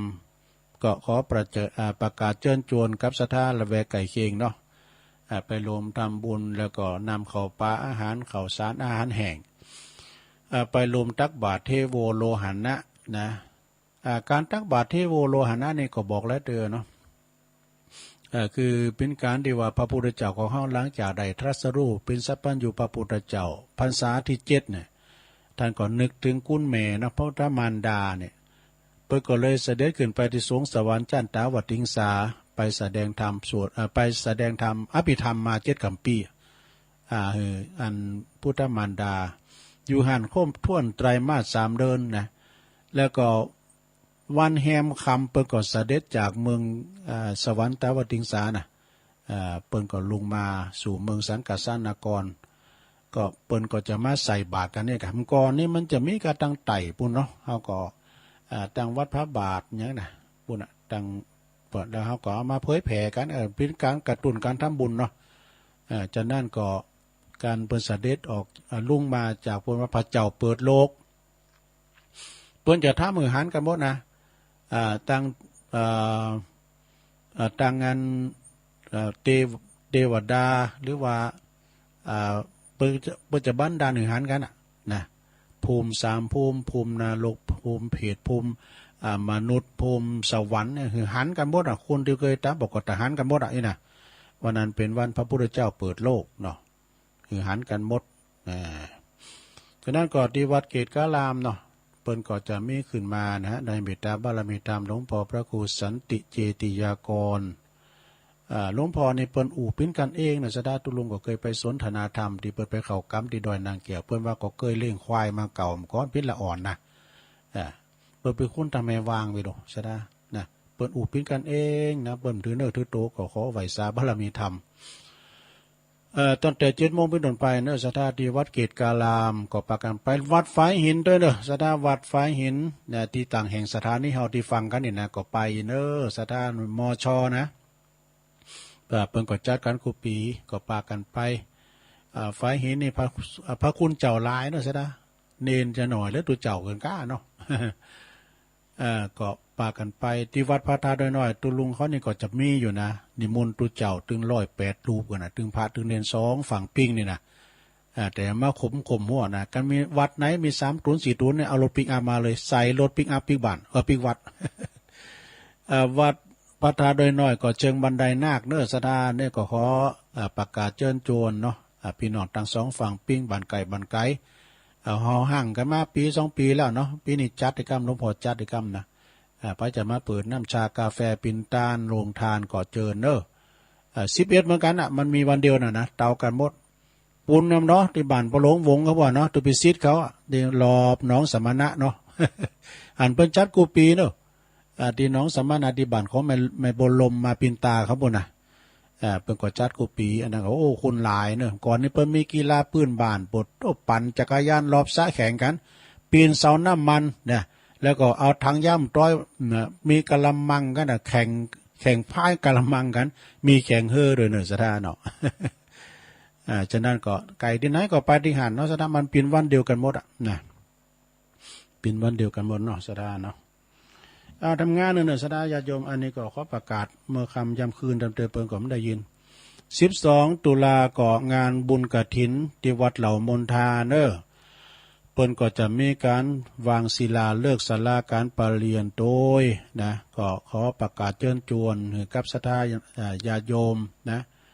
ไปลมทำบุญทำกุศลด้วยกันเปิ้นก็ยังจะซื้อตีดินอยู่นะศรัทธาไปจะซื้อตีดินปิ่นตาลก็เจิญกันได้ตารางเม็ดตารางวาละ300แล้วก็ไผจะไปรวมกันปักไม้มงคลตอกไม้มงคลไปเด็บตอกมดศรัทธาญาติโยมก่อนเนี่ยบุรุมีการประทานเนาะเดี๋ยวนี้ได้หมดในศรัทธาหอมก็คือก็ตอกได้หมดนะอย่างวัดสันตอกะไปตอกไม้มงคลกันในวันที่12 ตุลานะตั้งแต่เวลาเจ้าพินุนไปแต่ความจริงก็ตอนบ่ายนะเปิ้นจะตอดกฐินด้วยแล้วก็จะมีการวางศิลาฤกษ์ด้วยเนาะงานนี้ก็มีการถ่ายทอดเสียงด้วยนะจากทีมงานวัดฝายหินด้วยนะแล้วก็ เสียจากหันก็ย้ายครอบครัวไปปุ่นกะวันที่13ก็ตุลาก็ปูนวัดสันตอทุ่งเศรษฐีก็งานบุญกฐินเหมือนกันแล้วก็เปิ้นก็จะมีการต้านศาลาโดยสถาวันวานี่ก็ไปแอวบรรซืนกันเนาะก็ไปตรวจพอเนี่ยไปตัวอาจารย์พระครูอภิวัฒนวิกรมเปิ้นปูกะเบิ่งเปิ้นเอาป่านลุ่มใส่แล้วก็เปิ้นแป้งแตนแก้วนะก็เปิ้นเล็งงานเนอะสถานเนาะในวันที่13 ตุลานี่เปิ้นก็จัดต้านศาลาโดยตอดกฐินด้วยและจะมีการ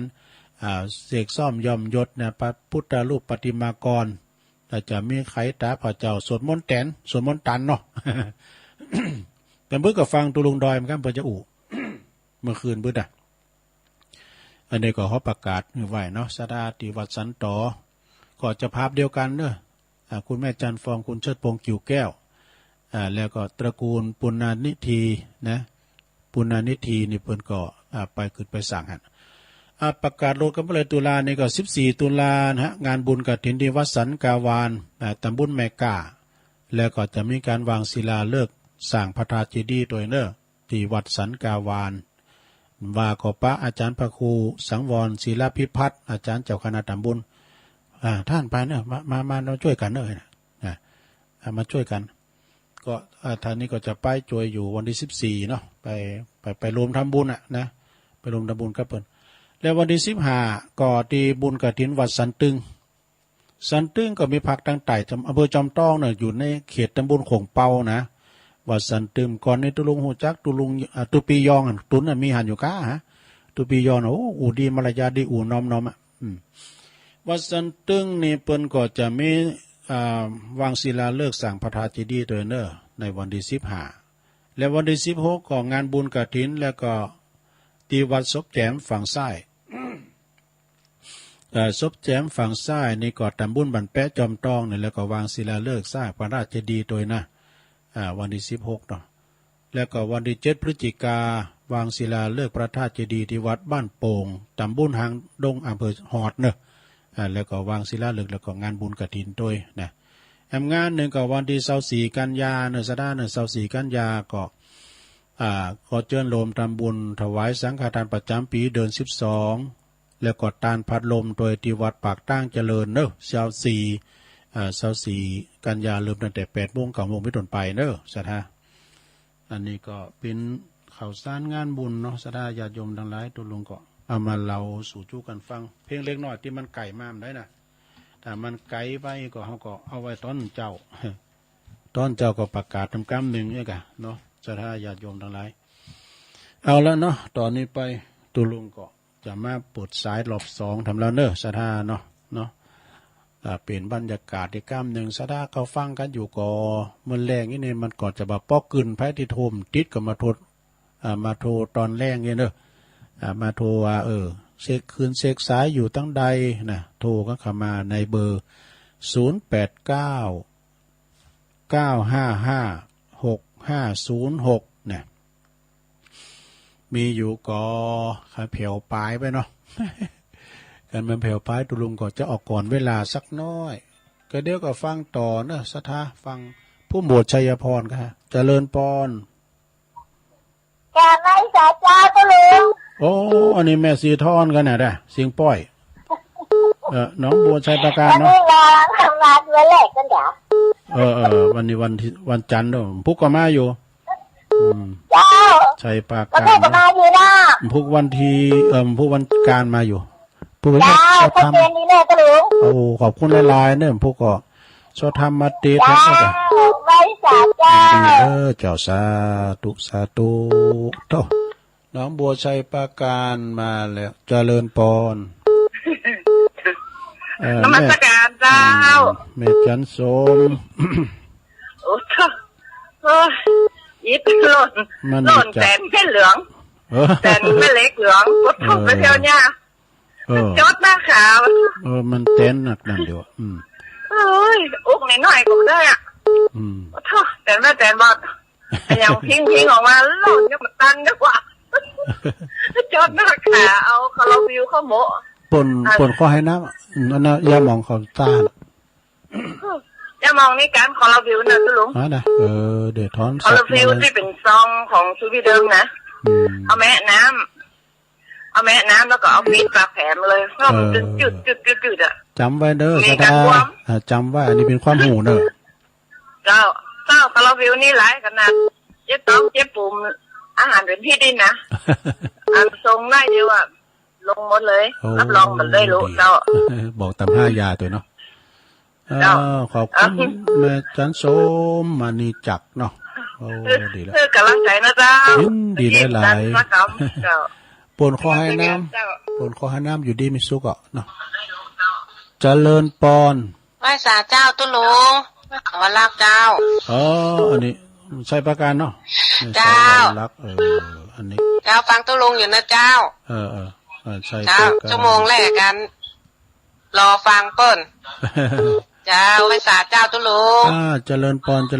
ขอบคุณใช่ประการมาแล้วไม่อายมาแล้วยังฟังก็ยังมาเด้อเจริญปอนไหว้สาเจ้าตุลุงแม่สมภาราเจ้าฟังสิเจ้าแล้วเจ้ามารอบหนึ่งเท่าปกติแม่สมพัดนะแม่ย่อยสันทรายเนาะเจ้าวันไม่ย่อยก็มีวันที่11แล้วเจ้ากระดิ่ง11เนาะโอ้11นี่มีหลายตีถึง11ตุลาวันเนี่ย11ก็วันแฮมคำพอดีเนาะวันตะบัดเทโวมีแล้วถ้าแล้วมีว่าฟ้าห้องอยู่เด้อแล้วมันตกนะแต่ว่ามันคืน2 วันตกหนักขนาด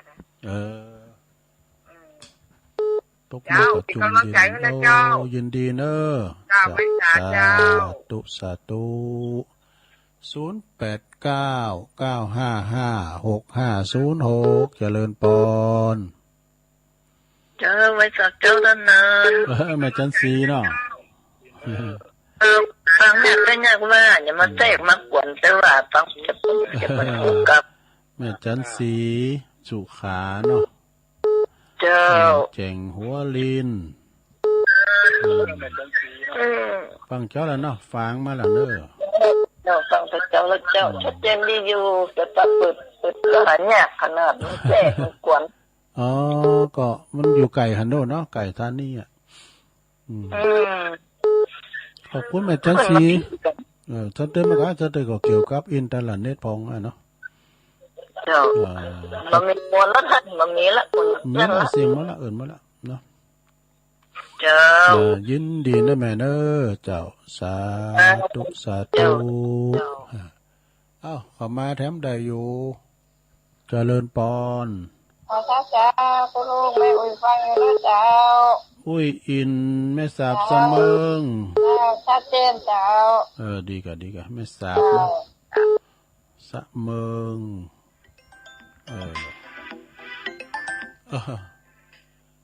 เจริญปอน ไว้สาครับตัวลุง น้องเบลรอบสอง ครับผมวันนี้ก็ฟังกันอยู่ครับตะกี้ก็ฟังอยู่ครับครับจะได้ก็คือกำลังใจตัวลุงมีสุขภาพแข็งแรงตลอดวันครับโอ้ขอบคุณน้องเบลเนอร์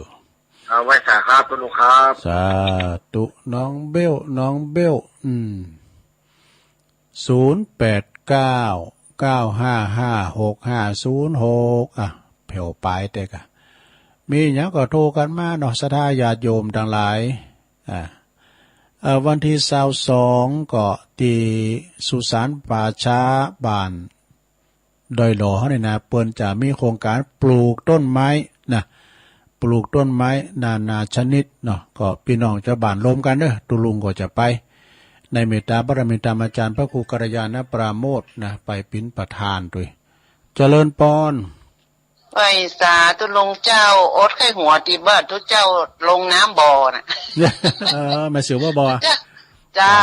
ทุกเจ้าตกน้ำบ่อน่ะโยมแม่ไข้หัวตุลุงว่ามาแต่มาลายได้ก็มาเอ็นเอาเขาวันเอวกัน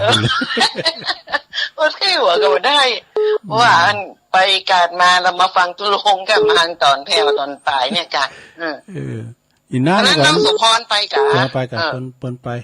ถวายอันเพลด้วยหรอวันนั้นว่าไอ้ปี้ไปตัวน้องบอก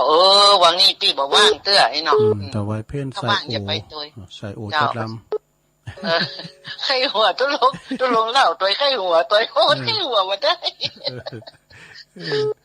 อีน้องนี่ก็โหดีเนี่ยตุลุงก็ตัวปี้ก็วิดลงน้ำบ่อห้างกาแต่นะแล้วตุลุงไปเห็นอันเนอะโอ้ที่หัวก็มาได้ว่ะเจ้าสัตว์เจ้านะเจ้าใหญ่ละห้องใหญ่ละตัวเจ้าตกน้ำบ่อโธ่หิมดีกะเจริญปอนเจ้าไว้สาเจ้าตุลุงเจ้าแม่พันกะ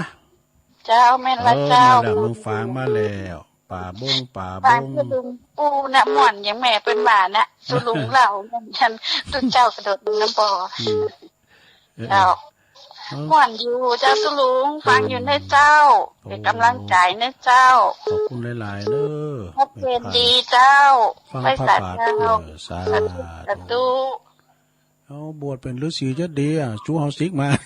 เจริญปอนเจริญปอนโอ้ยายพรมาทำแล้วรอบสองต้องวัวแดงฮะเย็นๆก็ไข้หัวไปละยายพรก่อนฟังอยู่เนาะชัดเจนเนาะดีแล้วก็ฟังไปแถมเนาะอันนาค่ะน้อยว่าถ้าอันนานไปเดี๋ยวเอาของมาฝากเป็นยังเนาะเป็นยังนะน้ำพริกแมงดาจะไปสาธุเนอยายพรเนอน้ำพริกแมงดายายพรล่องวัวแดง0899556506มีอยู่ก่อถ้ามีก็โทรมาแถมศรัทธาญาติโยมทั้งหลายเดี๋ยวก็จะสรุปว่าเดี๋ยวนี้กำลังได้อยู่14สายมันถึง20ก้าวันเนี่ยเนาะเวลาก็ยังหลายนาทีอยู่เนี่ยตอนปลายมันจะเผียวนะมีอยู่ก็แต่มีตุลุงจะโทนสายน้องเบี้ยวเป็นที่หนึ่งยายพรร้องวัวแดงอันนี้เป็นที่สองแม่อัมไพจากแม่คือดอยสะเก็ดนะแม่บวนนำอันนี้อยู่บ้านน้ำตองสันกำแพงนะถึงน้ำตองก่อนเนอะเจริญปอนการนมัสการเจ้าแม่ฟังอยู่เนอะแม่สุกแก้วเนาะข้างหัวที่เจ้าจะตกน้ำบ่อแม่สุกแก้วสีลาวสีโพธารามเนาะเจ้าสีโพธาราม เจ้าแล้วตุลุงหยิบไปอย่างเปิ้นเด้อเขาบอก วิตุน้ำบ่อนะสารพียินดีเนอะขอบคุณหลายๆตะกี้ก็พี่ไอ้ก็โทรมาโอ้ก็จะมึนน่ะจอมยุทธ2 แผ่นดินเจริญปอนมาตรการเจ้าแม่ฟังอยู่เนอะแม่นิ้วอะแม่นิ้วเจ้าแม่นิ้วแม่แหลงเจ้าฟังอยู่แม่แหลงแม่อายเนาะข้าหัวตู้เจ้าเสียท่าไม่ยิงน่ะค่ะเฮ็ดมาดู4 ปีอ่ะได้รับปริญญาเรียบร้อยอ่ะนักการไม่ยิงแค่แล้วน่ะร้อยเหลี่ยมเกวียนมาเด้อมันมารายได้เนาะตบภาพใส่แล้วนี่สาธุยินดีเนอะเอิ้นไปตั้ง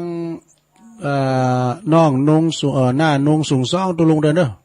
หน้าคำเขาเนาะแล้วกันแล้วงานเราอยู่ดีมีสุขกันเด้อปอเล่งนาลงเขาแม่ฟองห้องสิทธิ์ฟังอยู่เนาะแม่คันแก้วเขานะไปตั้งปีน้องลงหลายปีนันพรมเขาโพสไปตั้งแม่อายเอาจริงปีน้องตุลุงนี่หลายนะแม่อายฟังใช้ประการแต่เปิ้นแตะแยกกันอยู่แม่ขี้แม่ขานี่ก็มีนะแต่เปิ้นปรากฏโตเปิ้นโทรมาตุลุงก็เลยฮู้จักมีหลายตีอยู่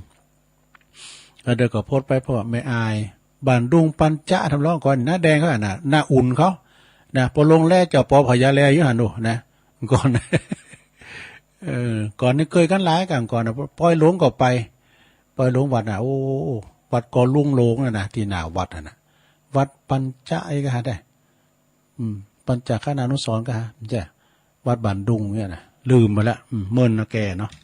ก่อนในวัดโตตอนนั้นเคยเด็ดแล้วก็เจ้าก็มีแม่บนนำตองสันกำแปงแม่สีทอนหนองบัวชัยประการเอามาก่อนครับไม่อยู่เจริญปอนเจ้ากราบไหว้สาเจ้าตุลุงฟังอยู่เจ้าอยู่ตั้งใดไหมน้องบัวไม่ขจารเจ้าโอ้แม่นี่เนาะโอ้โมป้อโมป้อเจ้ามันจะนี่แม่นะเจ้าสีป้ากันเด้อ2 ตู้ไปเจ้าโอ้เดี๋ยวคุณได้ลายเด้อเจ้าตุลุงโมป้อ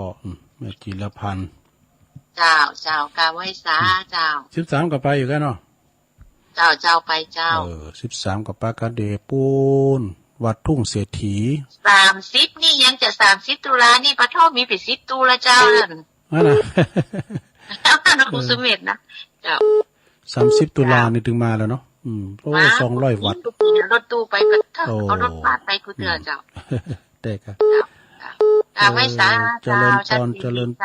รคุณแม่จิรพันธ์โมป้ออันนี้เปิ้นอยู่น้องบัวชัยปราการน้องบัวแม่ขจารว่าก็ใกล้มากอ่ะเจริญพรครับไม่สาครับตุลุงครับปลงวินเนาะครับวันผันวันว่างไหนวันนี้วันฟังเนี่ยโทรมากับแม่ปิ้งหยังก่อนเวลาถึงมีปลงวินตุลุงเนอะสันขีฟังอยู่เนอะดีอยู่ด้วยกันเมือนเนอะอายุมันขนยืนเนอะตุลุงเนอะขอบคุณหลายๆนะปอนสาธุปอนเข้าไปสาครับสาธุสมณเณรเอาละเขาก็หายหมดวันเนี่ยถ้าฟังจ้ะ001อันนี้ไผจ้ะเจริญปอนไหวสาเจ้าตุลุงโอ้แม่จันเลื่อนใสวันที่30วันนี้คนนี้หนักเนอะมันกันหลายผีเนาะโอ้แม่น่ะโธ่เหลือปล่อยหลงก่อนเนอะปีก่อนนั้นตื่นเจ้าเป็นลมกว่านี้นะแต่กะไปก่อนแม่ก็ไปกันเนาะไปกับป้ากันเปียตุลุงก็เอาสตางค์เหรียญไปจอมมาใบซาวเพราะอ่ะตึกไหนตึกหันกันนี่ห้องไปละตั้งเดี๋ยวนี้ละห้องใบโอ้แลกเลนไว้หลายประกาศในขายก็มาขายโคกันเด้อปีนันเมืองเขาโอ้คนขายโคก็อินักเด้อโอ้หลายกะปโตมาจองตีไปเลยเพราะว่าเปิ้นเก็บกระถามอย่างสักอย่างอ่ะตีเปิ้นก็กว้างนะกว้างกะโทษแล้วก็ใส่ชุดขาวมาเด้อชุดขาวหมดอ่ะเขาเปิดมีขาวกับเหลืองอย่างเดียวอ่ะนะโฮงตาลแถมเพิ่นจะมาเปิดโฮงตาลก็ได้มันตูดหมูกวันอื่นนี่ตุลุงก็ได้ออกแต่ท่านมากะก็เอาท่านพระครูวาน่ะแม่ อาจารย์ว่าพระครูไป3 ต่ออย่าแต่บางที21นะแม่น่ะตุลุงเลยออกเต้นเปิ้นบอกว่าตลอดอัน21ก็บ่ฮู้ว่าเปิ้นจะไปดอกเอาเปิ้นว่าเปิ้นไปตัวกันเลยแม่ก็ไปเนาะเปิ้นนี้ยกพระขึ้นเต้นกะแต่กะวันนั้นก็ไปพอโทษสั่งบุ๊บลื้อหลายตีกะเพิ่นว่าแต่กินแหนมื้อรุ่นเนี่ยเพิ่นว่าโอ้มันจุ่มไปเล็บมันมีเอาขึ้นน้ำหน่อยยกขึ้นหน่อยพอดีมันก็ยกขึ้นมาก็งามแต่ไปด้วยกันว่านั้นก็น่ะกำไปหอก็มันกำรุ่นมานะบุ๊กกำตันท่านโตเดี๋ยวนี้เรายกแกเดียงามจะเดียอันกว้างกว้างงามดีแล้วอันพี่21เนี่ยแม่เคยไปละโอ้ดีนับกระเบื้องเป็น300อันถามตุลุงหลานอีโอนก็ยังทำมาก็ไม่ต้องโอนเอามาเลยนี่ไปวันที่21เนี่ยเย็นเลยตุลุงจัดเย็นดีขอบคุณได้หลายเจ้าสาธุจบเวลาพอดีบริการแม่จันเปิดมาปิดใต้เนาะแม่จันสมมณีจักนี่แม่สวรักษ์ใจปาการแม่สมผัดแม่ย่อยสันทรายแม่จันศรีสุขาแจ่งโหลินฝางแม่อุ้ยอินแม่สาบเสมิงน้องเบี่ยวรอบ2ฟังอยู่แม่เสียวบป่าล้านเอิ่นประดังโยมสมพรตอนนี้รัตนังซึ่งก็เป็นลูกหลานของพระครูบุญศรีรัตนังปิติมเขาวันนั้นเพิ่นก็มาถวายเพลโดยนะเพิ่นนั่นจะเตธรรมเปิ้นพิจารภาพธรรมวันพัดเพิ่นน่ะพี่วันพัดเพิ่นก่อนมีหลายเจ้าอยู่เหมือนกันนะแล้วก็มีแม่พันป่าบงเวงตัวเนอฝางเนาะแม่ยายพรรอบ2หลองโวแดงแม่สุกแก้วสีโพธารามฟังอยู่เนอน่ะแม่นิ้วแม่แหลงแม่อายอันนี้เพิ่นฟังตลอดแม่จิรพันธ์โมป้ออันนี้ปุ้นเพิ่นจะมา30เพิ่นเอารถบัสมารถทัวร์ปลงเว้นสันขี่เล็กนะเวงป่าเป่าแม่จันเรือนสายเวงตาการมาปิดใต้ขอบคุณเนอกูเสงกูสายสดาญาโยมทั้งหลายวันนี้จบเวลาตุลุงบดีนะขอบคุณสถานีทุกคืนโดยขอบคุณพ่อแม่พี่น้องที่ฟังกันโดยน้อมบุกก็มาอยู่เนอสดาผู้กดเวลาเดียวกันเนี่ยวันอังคารเนาะมาฟังกันแถมโทรมาแถมเนาะตัวลุงอู่พิษอู่ถูกไปอย่างได้ก็ขอสุมาอภัยเดินเนออู่เวยไปกาจ่าไปกานะปะพินตีเข่าหูกาก็ขอสุมาอภัยครับนักปราชญ์พันดิตปนหน่อยปนนั้นปอดจานลำวัดด้วยอันใดดีก็ฝากฟังไว้เถอะเนาะก็เดี๋ยวฟังรายการอื่นต่อไปเนาะสดาตุลุงนำรายการจากราชดาไปก่อนโชคดีมีใจเหมือนกันจุโคนจุตันจัตตาโลธรรมาวัฏันติ